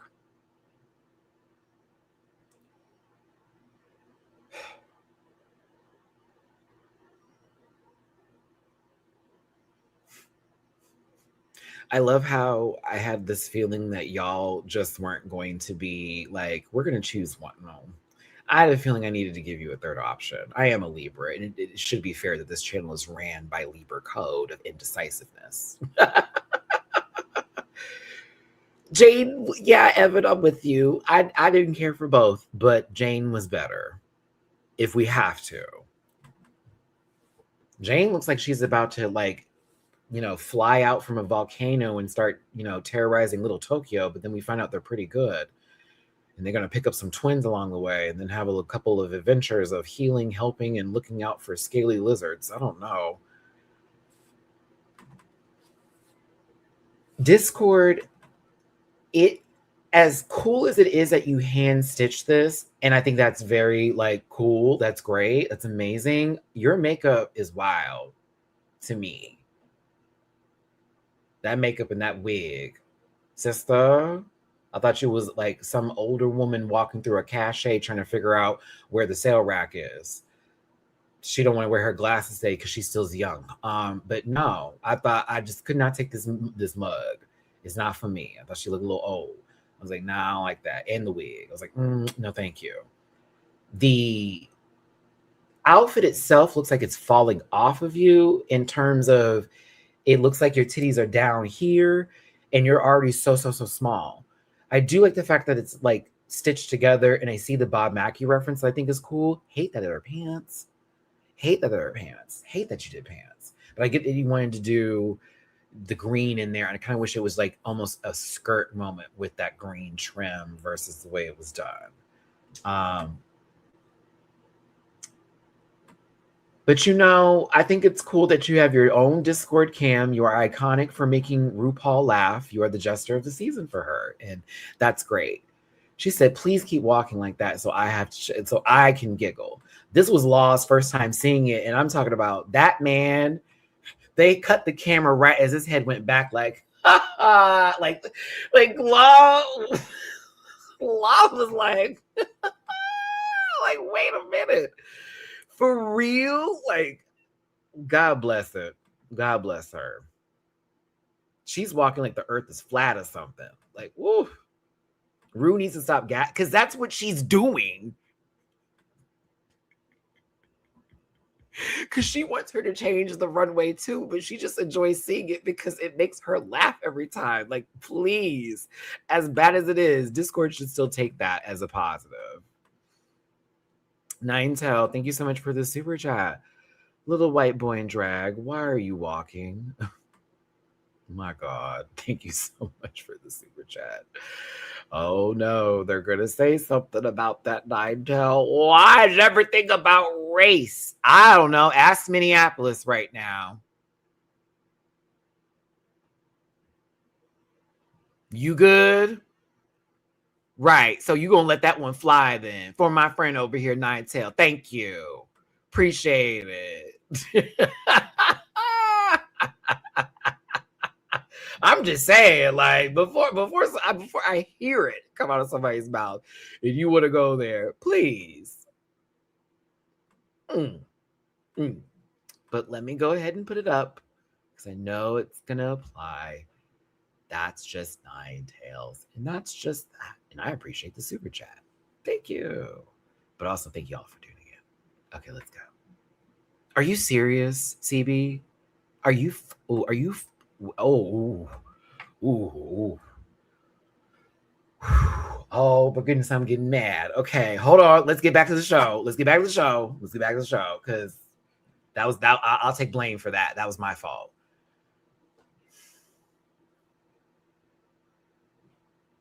Are you serious?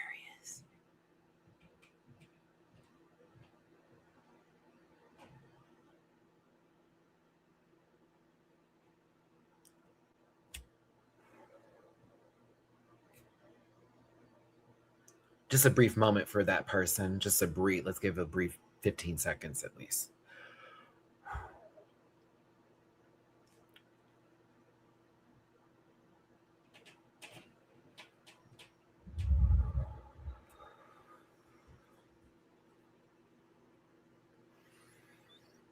Okay, I'm gonna be putting them in my prayers tonight and their family. Wow. Wow. Okay. Yeah. Let's talk about some good stuff right now and keep it light. Wow. That's too much. That's too much. That's too much. My empathy spirit has literally been ripped to shreds these last couple of weeks. I'm not even gonna lie to you. I've just been over here like, what is God? What is happening? Like a meteor would be great right now. No shade. No shade. Oh, I like something like a piece of scrap metal from a satellite, anything at this point. Because my God, like, okay, on to Jane Don't. Okay, the auntie Mame bit, which I totally know the reference, and I love that movie. And then Maud with B. Arthur. I was cool with this, but it wasn't my favorite thing I saw tonight. It was in my safe category for me. I wasn't really taken there, but I do like Jane a lot, and I love her styling and this, that, and the other. I thought it was really, really cool. But like, there were bits of this. I was like, mm, mm. Listen, if y'all live in Minnesota, I'm starting to see comments here. I'm again sending my love and prayers and protection, if that even means anything, seriously, because this is very dangerous right now. Sending my love to y'all. But Jane wore it best to me. If we're gonna give like a givings, if we're gonna be thankful and give, it's gonna give. I have to give it to Jane. But I really thought this would have been different from the two of them, to be honest with you. All that was said in the main workroom. Like James was fine. Like I thought it was cool, but Discord, it was okay to me, but then as you stare at it, you're like, and then the way she stands in it, and then when it's walking, and that presentation, that all matters. It really does. All right, before we get to Jennifer Lopez, and Nicholas Minaj, thanks for tuning in. Hit the like button, share, subscribe, become part of the Rampant family.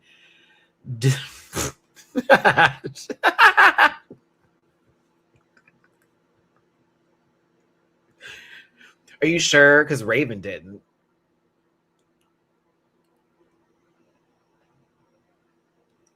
I'll get it up in a second. I got a super chat. I'll get it up. I'll put it up. Rudy, thank you for the super chat. Can't wait to follow along Piece's journey. I can't wait for you too, because it's going to be a fun ride, let me tell you. On our way to two titties. Yeah. I need to get a breast bib. That's one of my goals for my drag. I need a breast bib. Okay, let's talk about it. Are you in love with the cocoa? Is it Nene with the cocoa? Or are you Mikey Minx? Are you Mikey Minx? Hold it up. Put it up. Put it up. Put it up. Put it up. Nene with that cocoa butter. Mikey with that meat. Nene with that cocoa butter. Ow. Mikey with that meat. Ow. Ow. Mikey butter. Okay, sorry, not me. Like, giving them a little spice. I'm going to give it to the cocoa. I'm in love with the cocoa. Evan, don't be too excited for your response. I'm sorry. I felt like I heard that. Nene. I liked Nene's a lot initially. Is it crazy that I liked Mikey's later? Like initially, first watch on my reaction, I was here for Nene Coco's. I fell in love with Mikey's as I was watching this. I'm sorry. She is the mug of the season for me.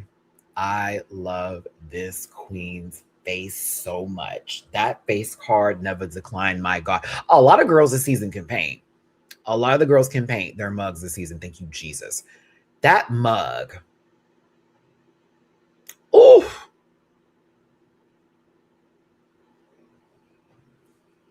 That's a pretty girl. I don't know why I like this. I wish a couple of things were taken off. I do agree with the judges on that part. A couple of things weren't really necessary, but it's still so. I don't know why. I was riding along with the mics. I was here for the Mikey Meeks. Mikey's a Libra. Oh, then they get 10 extra points. But no, the mom, I just love this face. She's such a pretty girl. I'm like, oh, she's so pretty. She's so pretty. I love her. So pretty. Nene, I kind of lived for how this came out. I wasn't expecting it at all. And to me, I thought it was kind of cool because it is low key the challenge where you incorporated 2 looks. You gave the effect of how Jennifer Lopez took the deep cut, sheer openness of that ensemble by Versace, if I'm correct, right? It was a Versace, right? And then you did Nicki Minaj's look, which was very much head to toe, all covered until we get to the headpiece where we have the wig and this, that, and the other. So it was like almost a combining of the two in your interpretation. And I liked it. I thought that was very interesting and very thought out. That's why when some people were giving it a little crap, I was like, I see, but I think she was really paying attention to that, like a lot. And I thought I want to give her coots for it because it felt very like, yes, that actually does apply to both looks. And it reminds me of both of them. I would say this is the closest tie for me next to, well, Vita and Mia was close, but Vita still stomped for me. But I think tie-wise, this is the one. Because I was conflicted. I like them both for their own things, and I have my own critiques about each one of them. This was actually a really good pairing, these two together, to be honest with you. And they low-key had a hard-ass box. They had to think. Like, they had to go a little bit, a little bit harder, a little bit deeper than some of the other girls here and play with it, because it could have gone real bad. That is a face, baby girl. Okay, all right, sorry, we gotta go, because I'll be on Mikey's face all day. I'm like, Jesus, bitch, I gotta study. Hate that we're using this picture. Hate that we took this moment. Hate this for Britney. Hate this for Britney. Hate. As iconic as it was, hate that this is the red carpet moment we're taking with this dude. Ugh. Hate that. But I love that we did the meat and the denim. Great. That was a perfect combo. I like this combo just because it's the blue and the reds, and if you really want to get American with it or whatever, French, if you will, you can go there. You can play with this color palette a tad bit. Just hated this picture. Like, why did we? Can we just say Britney? You could just cut off Justin, just been like, and Britney with some other man wearing denim, and that would have worked out. Who wore it best, Sierra or Kenya? I think Sierra wore it best. But I think Kenya was still cute. And it was a much better outfit than the one she made for the first week. A much, much, much better outfit. Paul. She's like, neither. It's a hideous combo. Boom. I don't think Kenya should have had a lip sync tonight. Ooh, is that a controversial opinion, or are y'all on the same money with me? I don't think Kenya should have had a lip sync. I'm glad she did because she low-key tore, but I was like, I feel like you meant for her to lip sync last week with the, Lizzo song. Maybe. My kid is into the Trolls movie right now, and I have to watch JT's stupid Can't Stop the Feeling video 5 times a day. Torture. This is why I don't want babies. This is why I don't want. I got 2 fur cats. They don't talk. They don't control the TV. You understand? Okay. Although Mamu does love stand-up comedies, it's the one thing when I put on when I'm sitting down and watching anything, he will literally zone into the television. And Mina likes to watch Dead by Daylight playback videos. I put on Dead by Daylight no commentary YouTube videos, and Mina perks up because she follows like the people who are survivors. So funny to watch her tail moving like with them, and they're doing. It's so funny. I just be hollering. I gotta tape it one day for y'all whenever I catch her doing it again. It's so funny. She like mom would be knocked out, but me to be in that TV like this. Because when I play DVD, she'll sit over here and watch me. Ask Dooley, because she'll start meowing in the middle of us playing. Anywho, back to this. Sierra looks fucking good. You chewed this week. Love the way she combined this all together, especially with the way that this is like this denim dress, but it's also still incorporating the meat with the binding of it and then putting the mystery meat tag for the extra camp. The headpiece is sick. The makeup works really well with this. It's the right amount of styling. Love that we have a covered fucking shoe with the material as well. Perfect. I was like, yeah, it's about time. Because I know she's been trying to show it for the judges. So I'm glad that Sierra got that time. It was like, oh yeah, they finally see you now, sister. Eat. And to me, I don't care. Even though I wish there was more of the meatiness, I guess, from Gaga's outfit to go with the denim approach of this right now. Kenya look good to me. I was like, come on, pretty girl. I said she pumped it. Also, did anyone else notice with the edit that they timed the music perfectly with Kenya's? Go back and watch it again. It went da da da da whoo. That whoo is as soon as she puts the finger up for the whoo, it was perfectly timed. So that way when she's walking, it's on beat with the star boot. Oh, they timed it. Kenya, go watch it back if you watch it, sister. They timed you just right. Production wanted to give you time, sister. They did you justice. Right on beat. Oh, stop booty. I said, they gave her the good at it. Yes. It was all two pieces too. I didn't know that was a skirt that came off, and then it was just a whole one piece outfit underneath. I was like, wait, what? Oh, so you made two things going on. I said, oh, this was cute. It was fine, but Sierra won. Sierra won. But I thought Kenya was cute. Wish we did a little bit more with that purse versus put these on it, around it. I wish we put like an actual, we could attach a rope or something to give it that feel of it being more than a clutch. Because it's big. But yeah, pop off. I liked it. Oh, maybe the best duo of the night. Mia Starr and Vita Von T Star.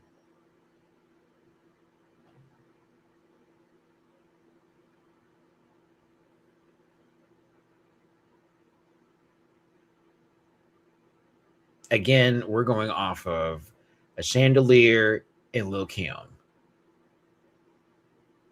Mia, your makeup is so good. Your makeup is so good. The breastplate fits. It's actually the right kind of size for what she wants to give. This definitely is very much an homage to the Lil' Kim moment, but it's also with the chandelier effects that are putting into the dress itself. This front part is a tad bit wild. This part right here is a little bit wild for me, but I think that everything else with the wig, the accessorizing, the full bit, I'm like, oh, no, it's right. It's right. It's right. The squiggly thing is where I'm at, Callie. I'm like, no, you could have kept that. That we didn't need, but you wanted to incorporate more purple for it. I said not my cousin over here pulling up and doing what they do. One of my favorite things I've seen on Drag Race. When she turned the corner in this, bitch. Lady Chablis, eat your heart out. Oh.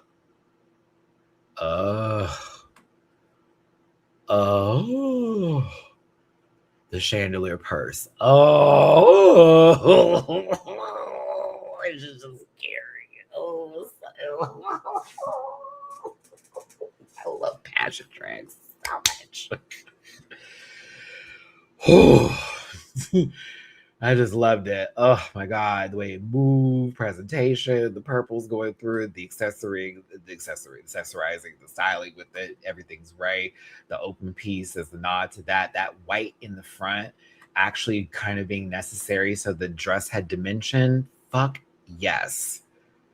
Because this moves too, so it's just the cape in the back, but in the front, something about it all worked. It all worked.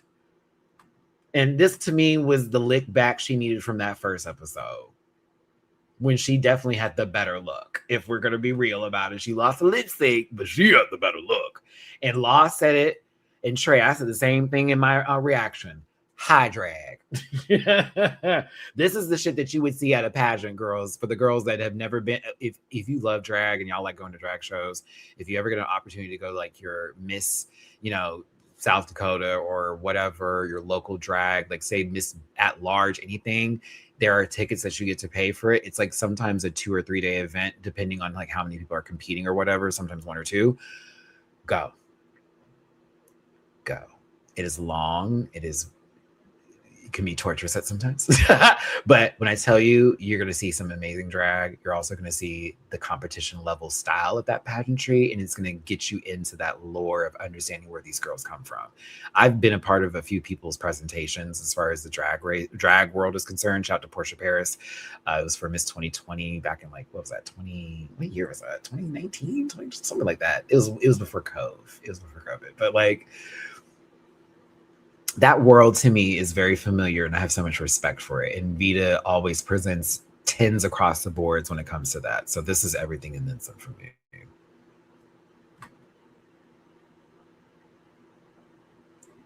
I was nervous for these two. It is. It is. And those worlds are intertwined in more ways than one, whether people want to believe in it or not. You know what I mean? The pageant world is very much intertwined in multiple ways. Darlene ate. Darlene looked good. I was kind of mad for that. I'm not going to lie. I was a little bit pressed for Dar. I was. Because Darlene was pumping it. I was like, what? You let Athena win? No shade to Athena, but no, Athena. Oh. You give me, landlady with homophobic husband who, doesn't like the neighbors over there. Three's Company shit. You know what I mean? But also Andorra from Bewitched. But I was like, no, Darlene was giving pump. But I like something about this Western science fiction 50s cowboy-esque moment. Very Attack on Mars meets a little bit of like some sort of saloon-esque tease. I don't know. Something about this was very interesting. Very cool to see, even with the wig and the hat. And the way it was accessorized with the silver. The shoes may have looked crazy, but I didn't hate them as much as the judges. Maybe the shoes were painted silver would be a different story, but like them making the shoes that impactful, I thought was crazy. Because Mother was in flats last week. She brought a heel this week. Why are we getting point stock for that? She brought heels this week. You were mad for flats the last time. So she was in the top 3 last week with a flat. This week, you gave it to Athena because she wore a chunky heel. Huh?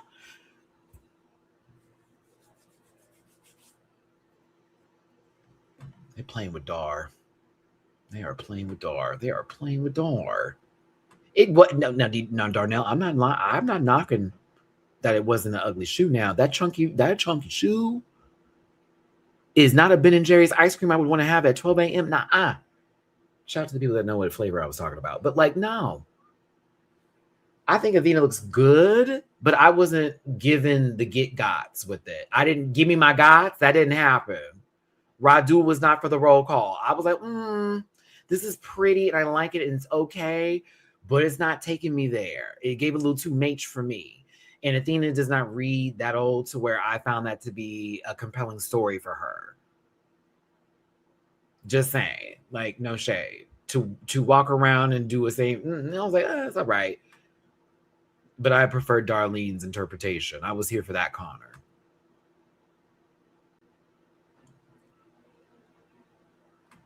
You would have thought that was the most from the episode and we were just going to have a clear and easy landing. No, kids, so much happened. That was more. When we get to commentary and critiques from the judges, Michelle and Law have a whole moment on stage where Law has to check Michelle. And I mean checked Michelle. Gotta love it. Because it was somebody who was literally there when this happened in real time based off of the look that Rihanna gave. Briar wore a shoe that did not match exactly like the color of the outfit, but that's because Briar was thinking about what Rihanna was wearing, because her shoe, and they even had the picture for the reference, it wasn't a matching outfit. It was just a silvery shoe. That was the whole moment of that. So La gave coots because it was like, you're paying homage to the original look with what you were doing, even though the look is not cute. Michelle got mad. And I think it's because La said, Michelle may have missed that. And Michelle hated hearing that. Michelle did not like that. Michelle may have missed that. Oh, no. I didn't miss anything. Yes, he did. No, I didn't. Okay. La. Okay. I'm saying that the shoe was supposed to be like that. Well, that's not how the shoe was for the show. Yes, it was.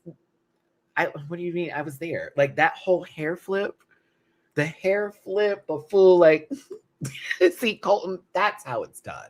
That's supreme shade. And that came with receipts and weight to back it up. This is the supreme sissy that Colton wants to be when he was coming for Lisa Rinna. I'm bringing his ass back up. This is the girl you're trying to be. You cannot. Okay, this is when you throw it and you do know what you're talking about, and you can sit back on it and be like, now what? RuPaul cacked watching their best friend get God. I thought that was funny. I said I had the nastiest of giggles. I said, not RuPaul laughing at her best friend getting cleared real quick. Oh my goodness gracious. Now, Law, after letting Briar know, didn't like the outfit, gave her a compliment on the mug. And deservedly so, because Briar has such a pretty beat. I knew once I rewatched this episode again, Briar was spacing out here. The oxygen was being removed from the body. There was definitely a chemical reaction happening at this point in time, because when Law gave the compliment, y'all watch it back. It's almost like she didn't even receive it. And not to be mean, because I don't think that was her intention, but it was almost as if she couldn't hear it, or she heard it and maybe she wanted to react, but that's not what came out, because it was, don't give me that. Remember when it was like, no, don't give me that face. And then she kind of like did that with the eyebrow, like almost like something wanted to come out and then it couldn't, but it was like, but give me that face. And it was like, she couldn't speak, because after that, that's when you saw her go like that. She looked vacant. It was almost like I felt she wanted to react and it just couldn't come out.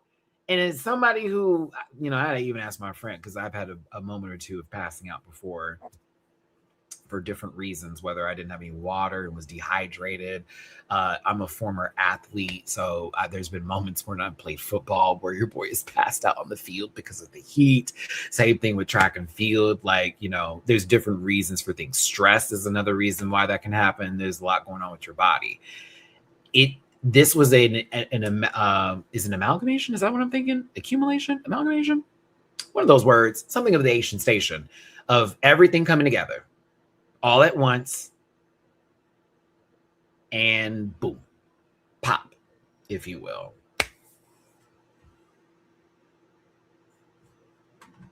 Peace to Mateo. Thank you for the super chat. Raise your hands if you were scared. I was too. If you know, you know. I mean, this wasn't like on Top Model when Miss Mother fell literally all the way back, head hitting the back. Now that was different for Sister Girl on Top Model, because we heard her whole thump. You know what I mean? Like, oh shit, she could have a concussion for real after that and then some. Briar got lucky here with how this happened, because she leaned in and it knocked over into Juicy. So she had a little bit of like cushion with the landing, so it wasn't too bad. Peace, I missed this one. On a lighter note, 2 women Mariah doesn't... Nikki and J-Lo. Thank you, Peace. I appreciate the super chat. That's too funny. I literally screamed when it happened. Do you remember? Go watch that America's Next Top Model movie. That girl, that was eyes rolled back, because Briar's fainting was different, because you could see her locked in and her eyes never left the judges. It's almost like she was in time frozen and the body just keeled over. Like that was the crazy part of seeing this. I had to watch this a couple of times. I'm also not going to fault them for thinking it was fake. especially with how this girl's been trolling and after getting dragged just a second ago, that happening and her knowing how she operates and acts. So I also would have been like, now what just happened? Especially if I'm all the way over there on the other side of the stage. And I'm like, what just happened? Knowing I just heard this girl got dragged. Did she fainted? Okay. Huh? I would be questioning that. But the next day, it'd be, sister, are you good? Because we thought you was playing. Like, for real, for real. No, it was serious. Oh, no. That's how that would have gone down. And I'm sure that's how that was when they later spoke to her. Like, we all thought you were playing, girl. Like, I'm glad you good. Hence the reason why I don't think people need to go off as far as they should have. Like, Miss Mother has been known for trolling. There's definitely a reason why people would be like, I don't know if that was real or not. At the end of the day, we know it was because now it's been clarified. And mind you, she didn't get to talk about that for an entire year up until yesterday, if you will. So yeah. Yeah. But it was when the way she went down, I said, them eyes are locked. She definitely was still stuck up here before it happened. See how that face didn't move? It's just the whole body collapsed over, but right here we're still locked in. Yeah, she was locked in.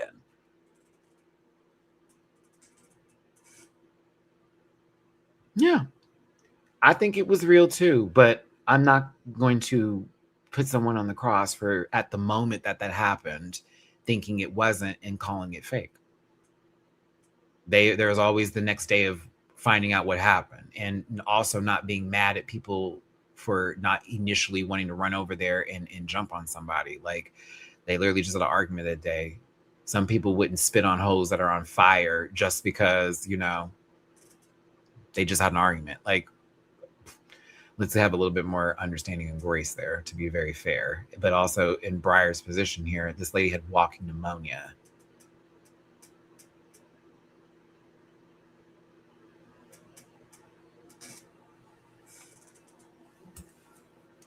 Like, you are already sick. And then all that's happening, and then this is taking place. Like, that girl's very lucky to still be here if we're going to really talk about it.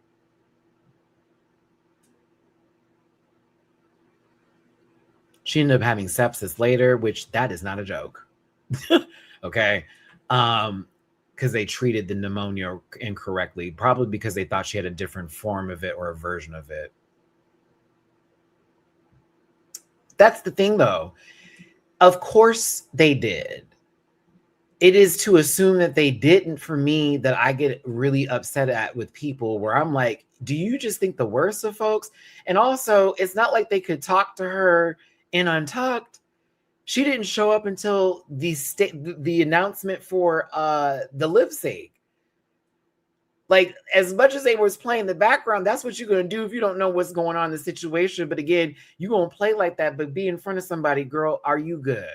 Because I know we have our own beef and whoop the whoop whoop whoop like that. Like, come on. Like, she was eliminated. So, of course, they're not going to be able to speak on that. That's why I'm like, folks, what? Let them get to the group chat after the show. To me, this shouldn't be an issue unless Briar came out and told everybody that no one checked on her and that it really hurt her feelings that Mia and Vita did that. But Briar hasn't said anything on that kind of level. So that's why I think the outrage is ridiculous. The person who you're trying to stick up for doesn't need to be stuck, doesn't need it. Like, they're fine, they're cool. Like, but yeah, I'm going to assume they did that because these people seem like they're good folks. And we haven't heard otherwise. And if we have, y'all know what to do. Y'all do it best. Y'all know what to do when you find it out. I heard you. Ginger's a liar. Oh my God. I still can't believe how 2026 started with Ginger Minge being at the forefront of everybody's tea list. A whole new season of Drag Race started, and everyone is still talking about All Stars 10 winner. I like, please remind yourselves how 2026 started. Bob making a video about it. Monet responding to Bob about the video about the ginger thing to go with.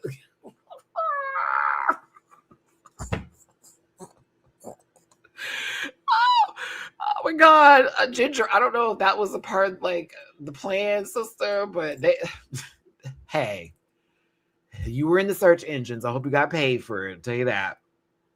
I hate that her I hate that there was a hole.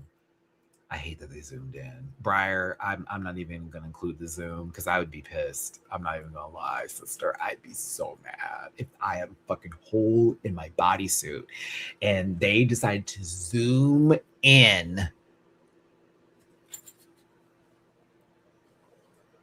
Because it clearly ripped when she was falling. Clearly, right? So like we're not even gonna like pull that into what it is. I was like, bro. And again, look how far Vita and Mia are from the situation. Yeah, I would be asking questions. I wouldn't be taking it seriously. Unless I sat like right next to her, I wouldn't have known if she was playing or not. Because I'm like, how did you fall? Like, what happened? Because you know they're not all looking at each other. The stage is diagonal to the judges, so they're like facing a specific direction and their focus is over there. But she got up and it was very like, whoa, what happened? And some of the girls were like, oh, what is going on here? Stunts and shenanigans. But they had to take her off the stage. She came back with a clean bill of health. They said everything was fine with her, which is interesting. It did take them a little while to get there. It did take a little while for them to run up there. When the vitals came back normal, but then mama said she had walking pneumonia, that's when I was like,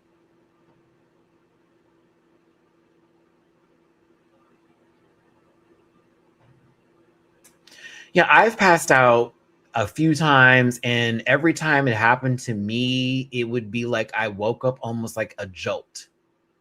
Like, what happened? You know what I mean? Like, okay, so I'm at one time, you know that pass out game that we used to play as millennials where you would breathe in really hard and then your friend would put you in a little chokehold. Oh my God, I'm telling you my age. I remember that. That was when those moments of passing out and they slap you and wake you up and it was fucking crazy. The football stories, my sports moments of being dehydrated out in the sun, passing out and waking up. Every time that happened, it wasn't no slow like hello. Every time it felt like I was literally like, like, oh, what happened? Like, what, like, as if my whole world blacked out and I'm waking back up completely confused by the time. That was a long time ago, Drusy. Calm down, bitch. I was like 15, 16 when that happened. That's some old ass shit. That's some stuff that you new babies wouldn't do because it was on the news and everybody was too scared to do it now. But that's what you used to do with the kids back in the days. Anywho, please do not focus on that and let's keep it on the show. I was just trying to give a story. It is real. I believe that Briar did pass out. Still, I don't fault them for doing that. Not after everything that happened prior to. Doesn't matter if you've had it, you should know it, and whatever. Some people have never had it happen before in their lives. It is what it is. I think there's a little bit too much on fire on Vita and Mia right now, and I stand on that. Sorry if you don't like it, but that's how I feel about it. It's a little bit too much. No justification for some of the things that are being said, and for people wishing for them to be taken off the show over this. Ridiculous. So, getting into the tops of the week and who wore it best, RuPaul, because it certainly didn't feel like a group decision for some of those. Juicy Love Dion, Jane Don't, Nene Coco, Sierra Mist, Vita Von Star, and Athena Dion, which I am still very confused about, were in the top. But the top three out of the tops was Jane Don't, Sierra Mist, and Vita Von Star. Like Madison, like there was definitely cause for thinking this. You know what I mean? Like, but at the same time, it's how you doing the next day, you know, if you get a chance to. How are you okay? You cool? Like, and then you just move on from there. And I'd even say to her face, like, girl, I thought she was playing. Just be real about it. Glad to know you good though. The bottoms were Briar, Discord, Mikey. I hate that for Mikey. Kenya, hated it for Kenya.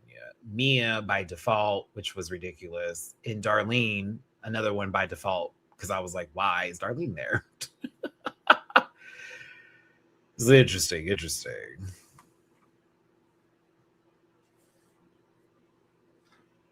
It might have been you, Musical Soul, because they were cackling and kikiing with Law. To be honest with you, that's what I saw.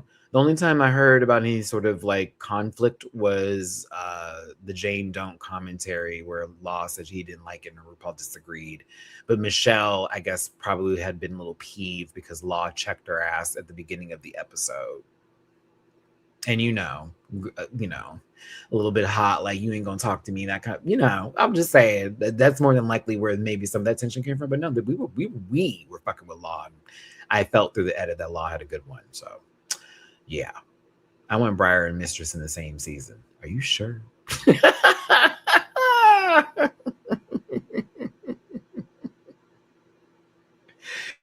Because like, Mistress is the one to play. And I love, because Mistress is like the same way. Mind you, it reminded me a little bit of Mia, because remember when Mistress was playing, and then I forget who she was with, and she was like, since this girl likes to take it too fucking seriously. Baby Doll. She's like, I'm sitting there trying to play with you, Miss Thing, but you taking it serious now, and we're not gonna fuck with you like that no more. It's a thing too, when you know who you can play with, and then people like flip it on you. It's like, okay, girl, I can't fuck with you like that. I don't know. But Briar, Discord, and Kenyon were in the bottom 3, and Discord feels some kind of way about it. Discord is blaming the fact that she was paired with Jane, and they're both so good, so they had to put her in the bottom, but feels that it's not fair because out of all the looks that were in the bottom, Discord shouldn't be up for this conversation. Do you agree?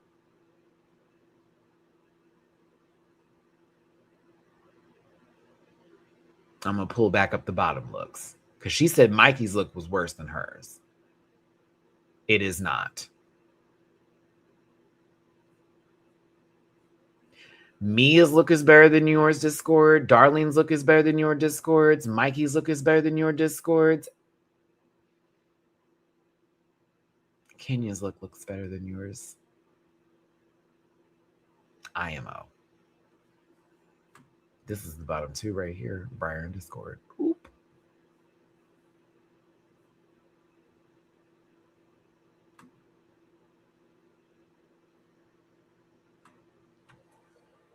Just saying.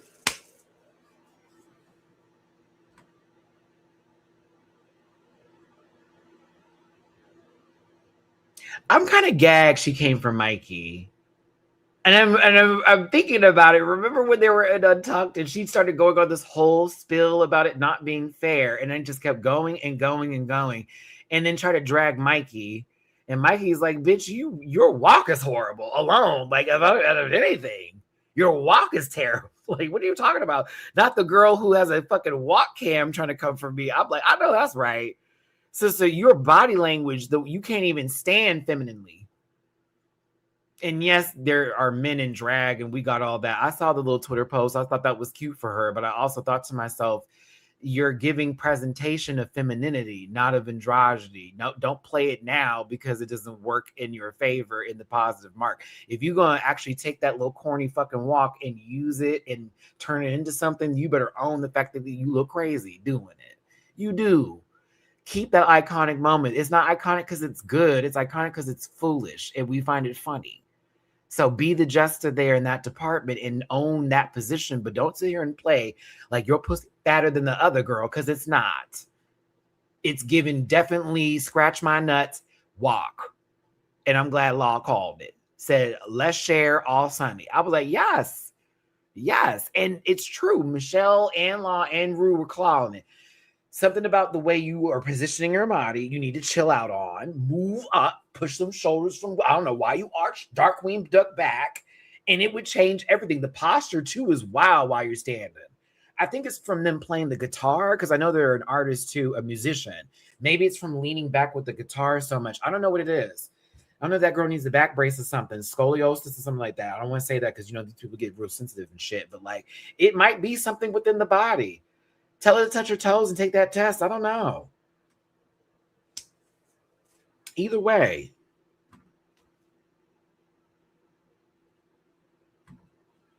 It's the fact that they were dragging her. The Rue's like, don't change it. Because I like to laugh at it. I thought that was wild. I was like, you just said that in so many words. Like, don't change your walk. I'm having a giggle. What? She's like, I'm gonna keep you here until I'm not finding this funny anymore, and I can't defend it anymore as something I find to be hilarious. That is not, no. Right. Like, it could be something going on in the back, because I mean, that thing is, like, her walk is in italics. Like, that's crazy. I don't know. Vita wins this episode. Should have won the first one, but I still think Vita should win this one too, because it's just fabulous. Fabulous. Fabulous. Fabulous. Go ahead, get your money, girl. Pop off. A backwards letter S. I'm telling you. Soulful dog. This is how Discord be walking. Why you be like that? Janisha! Yo, you not about to talk. Like, you know that boy like to spit when he can't say nothing. Girl, fuck him. I'm tired of that little boy. Y'all like to put, never mind. Oh, I almost said some shit. Catch Matthew. Therapy. Catch yourself.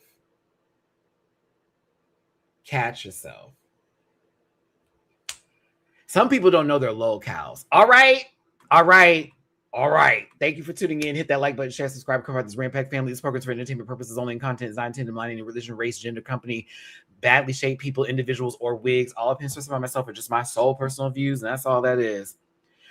When I used to have that Now That's TV subscription, I'll never forget the day that child got up and tried to run up on this trans woman, and the security guard grabbed him and flung him across the goddamn room. I have never laughed that hard in my life, because he shaped in cursive. When he threw him, it was like a boomerang. So he came back. It was crazy to see. I couldn't get over it. I said, see, now that's why you shouldn't have got up, Shamar, because you're bent to turn around.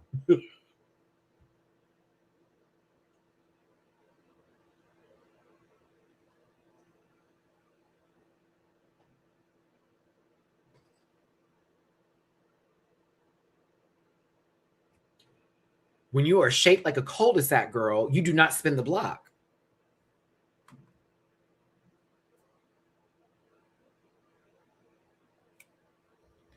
Congratulations to Vita Von T Star for winning this week's episode.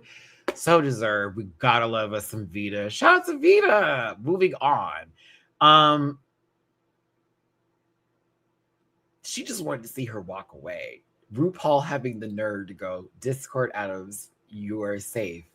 If you would please walk to the back of the stage, not leave the stage. If you would please walk to the back of the stage.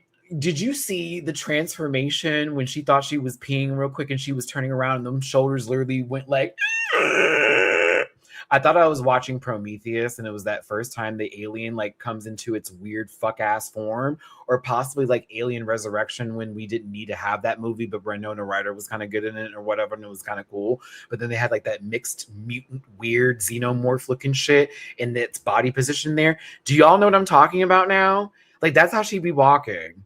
Like, no shade. She be walking like a xenomorph that's like been mixed with like human blood, like all tea. Like, it's very that, like almost like, oh my god. Oh my god. She has the same posture as the killer, the artist in Dead by Daylight. If you play Dead by Daylight, bitch, you know exactly what I'm talking about. Miss Thing be walking around like the artist. Just okay, all right, we're done. I'll keep the Alien Resurrection part. That one's sad. Prometheus too, because if you know, you know. But yeah.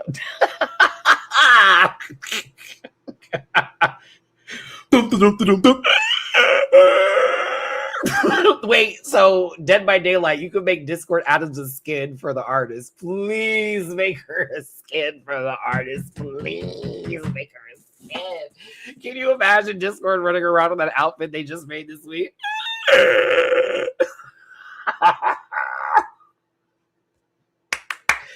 Oh my god, that'd be great. Do it now. Do it. Okay.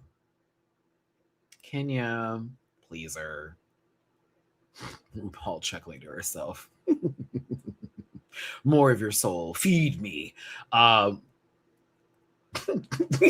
not everybody laughing at you coming back there. What's so funny, you guys? Sierra just laughing. It's Kenya Pleaser versus Spicy Janine Garofalo, our baby Briar Blush. And Briar's like, bitch, I just fainted and they got my ass up and they're about to send me home. Even when they asked her if she cleared the medical part of it, she was ready to go. What did she say, y'all? I forget what it was. It was like rearing or something. She said the wrong word, and it was like, wait, what? I said, are you sure she's clear to go? Because it's not the word. Maybe there's squabble. There we go. I don't want to she meant to say squander this chance, and she said squabble. I said she did not clear that med valve. That y'all didn't clear her. Clearly, nope. I said no. She got to sit back down. And Kenya's stupid ass, I'm squabbling to go, girl. They're silly. This was a great episode. A lot happened. Just a lot happened this week. Oh my God, and a good song too. Kylie Minogue, who will forever be an icon, but Lights, Camera, Action is that girl. I said, oh, y'all got a good fucking song. I'll be real. Can you won this to me? I'll even place it to bias if you feel like that's going to help you in my decision. But I just was more enamored with seeing what she was doing. I was already familiar with Briar's movements from the previous lip sync or whatever. It was kind of the samey. When Kenya did that titty shake, I think that was the seal. That was the end of it. But when she did that split, it said the puss hit the ground. I said, Kenya, your family. I know you know this show, sister, because you know we preach that over here. A split is not a split unless that puss hit the ground. If you are going somewhere down there and it just stopped here, that's a protractor. You're doing math equations, geometry to be specific.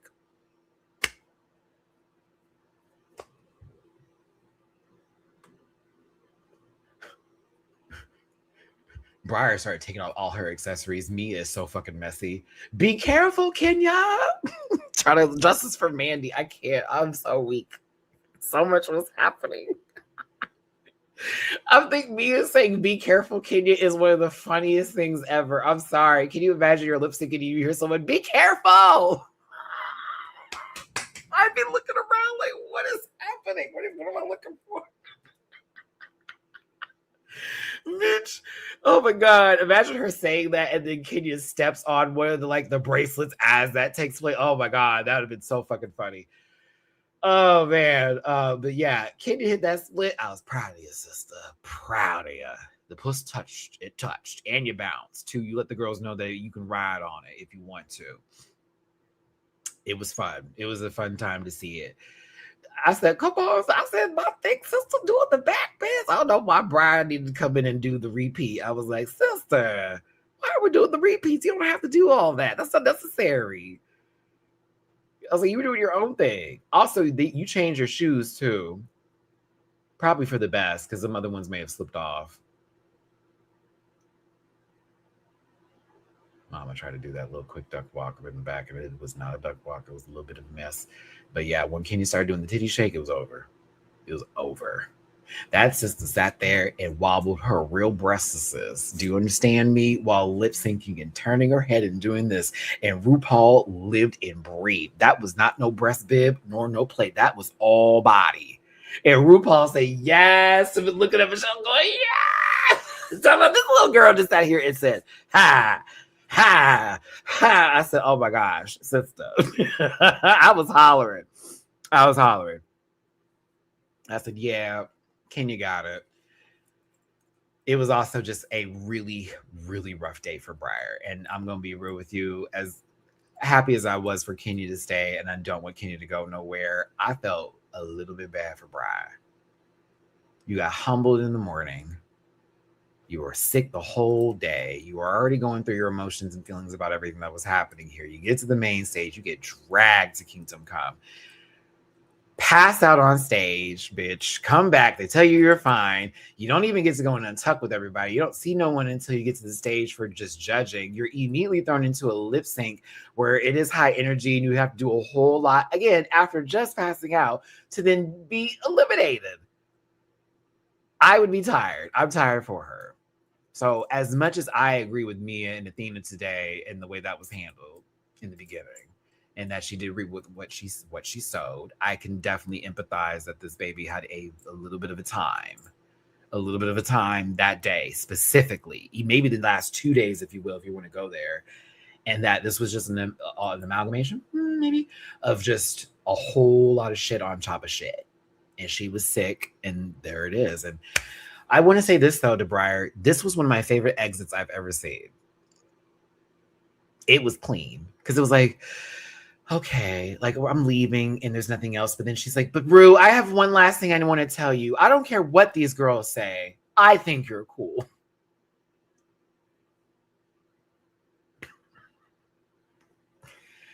I said, and that was her All-Stars card right there, ladies and gentlemen. She will be back. If they don't call her, they're a fool. We had a passing out take place. You got back up. You got dragged at the beginning of the episode. You had to do a whole lip sync. Dare I say, this is perfect All-Stars material. You went out on your own iconic terms and conditions. You were a bit of a brat and a bitch. You got clocked for that. You got humbled real quick. You had an emotional moment through that. You got on stage. It was positive. It was mostly negative. You passed out. You're welcome. You did all that. Oh, no, honey. I'm afraid you are set to go for an All-Stars run. And that's why I want the Briar fans to chill the fuck out. Your girl is literally ready to go for the next one. That is how RuPaul loves these. And I always know a girl from All-Star, a girl who is early out, or possibly someone from whatever is going to just come back. These little iconic, we're going to remember this. You're cool. Ru had a nasty chuckle for this one. She did. There's the face. Had a nasty chuckle, like, uh-oh. She's funny, and there's something to her, and I like that girl. We're going to have to bring her back. That is a good last impression. So, Briar, take the call if they give it to you, sister, and try this again. Just make sure you're well before you go in there, sister. We don't need you with walking pneumonia, mama. And if you're going to come and cack a girl, honey, be prepared to run it back. Because you were doing fine at first for the first episode. I was here for it when you was with Athena gathered you, and you was like, the nerve of her. It was great. Good stuff. Good stuff. K-Stat. Briar has posted to leave Vita alone, that Vita was very supportive of her during filming and that they are friends. Oh, what a shock.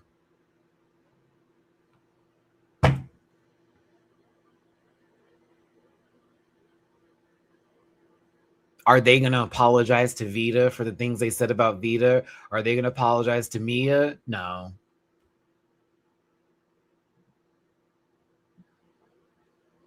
I hate this community sometimes. It is so ass backwards. But that's why a lot of us have learned just to sit back and wait.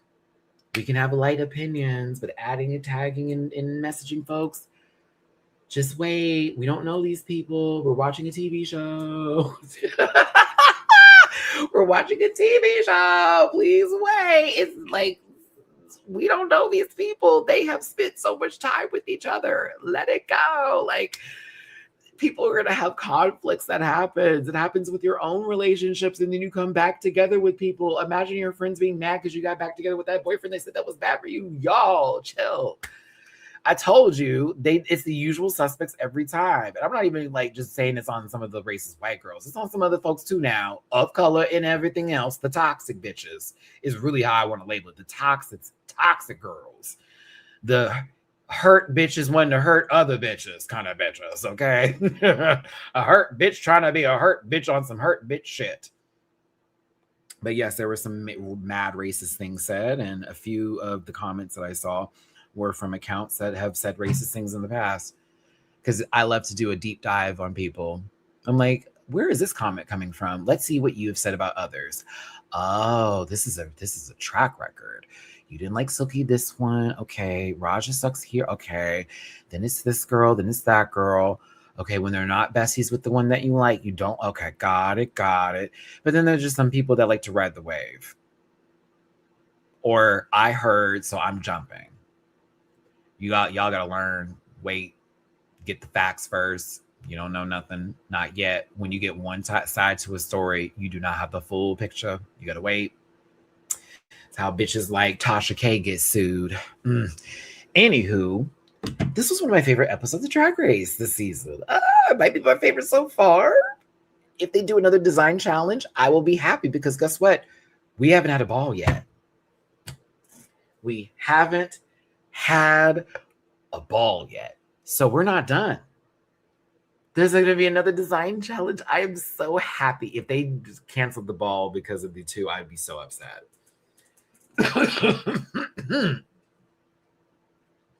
Next week is part 1 of the Rate a Queen talent show. Half the cast will be performing. The other girls will be rating. And the same thing's going to happen the following week. I'm just going to let you know now what's about to go down. This is not spoiler tea. It's literally, you can look at the description of the episode. So the game is going to be played here, everybody. This is where they need to start acting up. Because now Rate a Queen's back, but they're doing it for this little piece of a gimmick moment in the middle of the season. This isn't, we just met the girl and now we're going to play it. I think this is good now that they've had some time with the people and there's been relationships developed and there's also rivalries that are out there. This is the perfect time for it. Now we can play the game. I don't like that it's split into 2 episodes either, D. However, this gives us more time for things to cook. This gives us more time for people not to be happy with decisions made. What if they showed the ratings that they got in the second episode for this, for the girls, before they have to go on, and then now they have to vote for those other people who were voting against them, and they could be petty. So then you would want to go first. You would want to be in the first group so you know how your vote needs to go for the second group. Like, let me see how these bitches did me. Oh, okay. Like, yes, this could get really nasty if they play this right. Or this also could be one of those wasted gimmicks that they seem to have a tendency of doing. So let's hope for the best. Let's hope for the best. Thank y'all for tuning in. We had over 200 plus people in this live today. Thank y'all for being here today. Once again, if you are in Minneapolis right now, Minnesota in general, or any place that's being affected directly by that, I send you nothing but love, safety, peace, and wellness, and hoping for the best for you. If you are currently dealing with the winter storm right now, as I am, whatever, how much snow, whether it's ice or whatnot, I pray for your pipes, both your pipes and your home's pipes, because these pipes are important too. Poopy. But also, I'm going to pray that everything with the people around you, your neighborhood, your power, all that, we don't lose no food, no meat, no people, and all that good stuff. Sending you my love over there. For those of you who may not be affected by any of those things, but you live across the pond, you may live in the States, wherever you're at, if you're dealing with anything going on in this world, I'm going to try to make sure I leave every video like this. I'm praying for you. I'm wishing the best for you. I hope you're doing the same for me, but at the same time, we got to be better people. We can play around, we can keep cack, and we can read and shade and all that. But at the end of the day, we should not be wishing ill on nobody unless they are a piece of shit. And you know who those people who are the pieces of shit. And you still shouldn't be even doing that. Shoot. So yes, be safe out there, everybody. Stay warm, and all my love to you. When I end this video, I'm gone. You are not seeing me till Tuesday, and that will be on Patreon for the UK versus the world, and then Wednesday for the review. I'm taking Sunday, Monday, and before my Tuesday as a sign from God with this winter storm to shut my ass up, eat the food I got in my refrigerator, and spend time with my little fur babies. Duh. And I'm excited for it, to get into some games and watch some movies I haven't seen and catch up with a lot of stuff. So that's what we're gonna do. But yeah. Thank y'all for tuning in today. Leave your comments about this week's episode in Untucked in the comment section. You have seen that I have been in there lately, and I would love to hear your thoughts and commentary on it. And if you want to throw a tippy poo in my jar just for your boy hosting with the most in today, just show a little bit of extra love, please and thank you. It is paypal.me/Matty-Rants, Cash App $Matt924, and Venmo-Rants for the panel people who enjoy the panel. Coming very soon. I believe we're working on in another 2 weeks. I wanted to try to do it after part 2 of the talent show. so I can incorporate the last 3 episodes in like a mini run with us to talk about the big, meat and potatoes of the show, as well as incorporate traders into it. So I'll keep you abreast on that situation when it does happen. Reminder again, UK versus the World starts Tuesday. Reviews are back here on YouTube. Wednesdays with UK versus the World, Friday with the Traders, and of course Saturdays like today with Drag Race season 7. I almost said 17, season 18. Oh, thank you again for all the love, everybody. I hope I got everyone's super chats. Sometimes I get a little caught in my sauce. I appreciate all of my moderators. Shout out to the commentary today. Y'all were doing it. I appreciate both whether you agreed with me or not. I enjoyed everyone's takes today, and I appreciate you for having a voice in saying your piece and being up in here with the rest of the Rant Pack fam, because that's what this is all about, okay? We're a community. We're not against each other. That's for the streets. Streets. All right, everybody. I'm about to go into the fog, if you will. So I thank you for tuning in. I'll see you for the next one. Stay warm, stay safe, and until next time, Colton is trash. Bye, everybody. Listen. Yeah.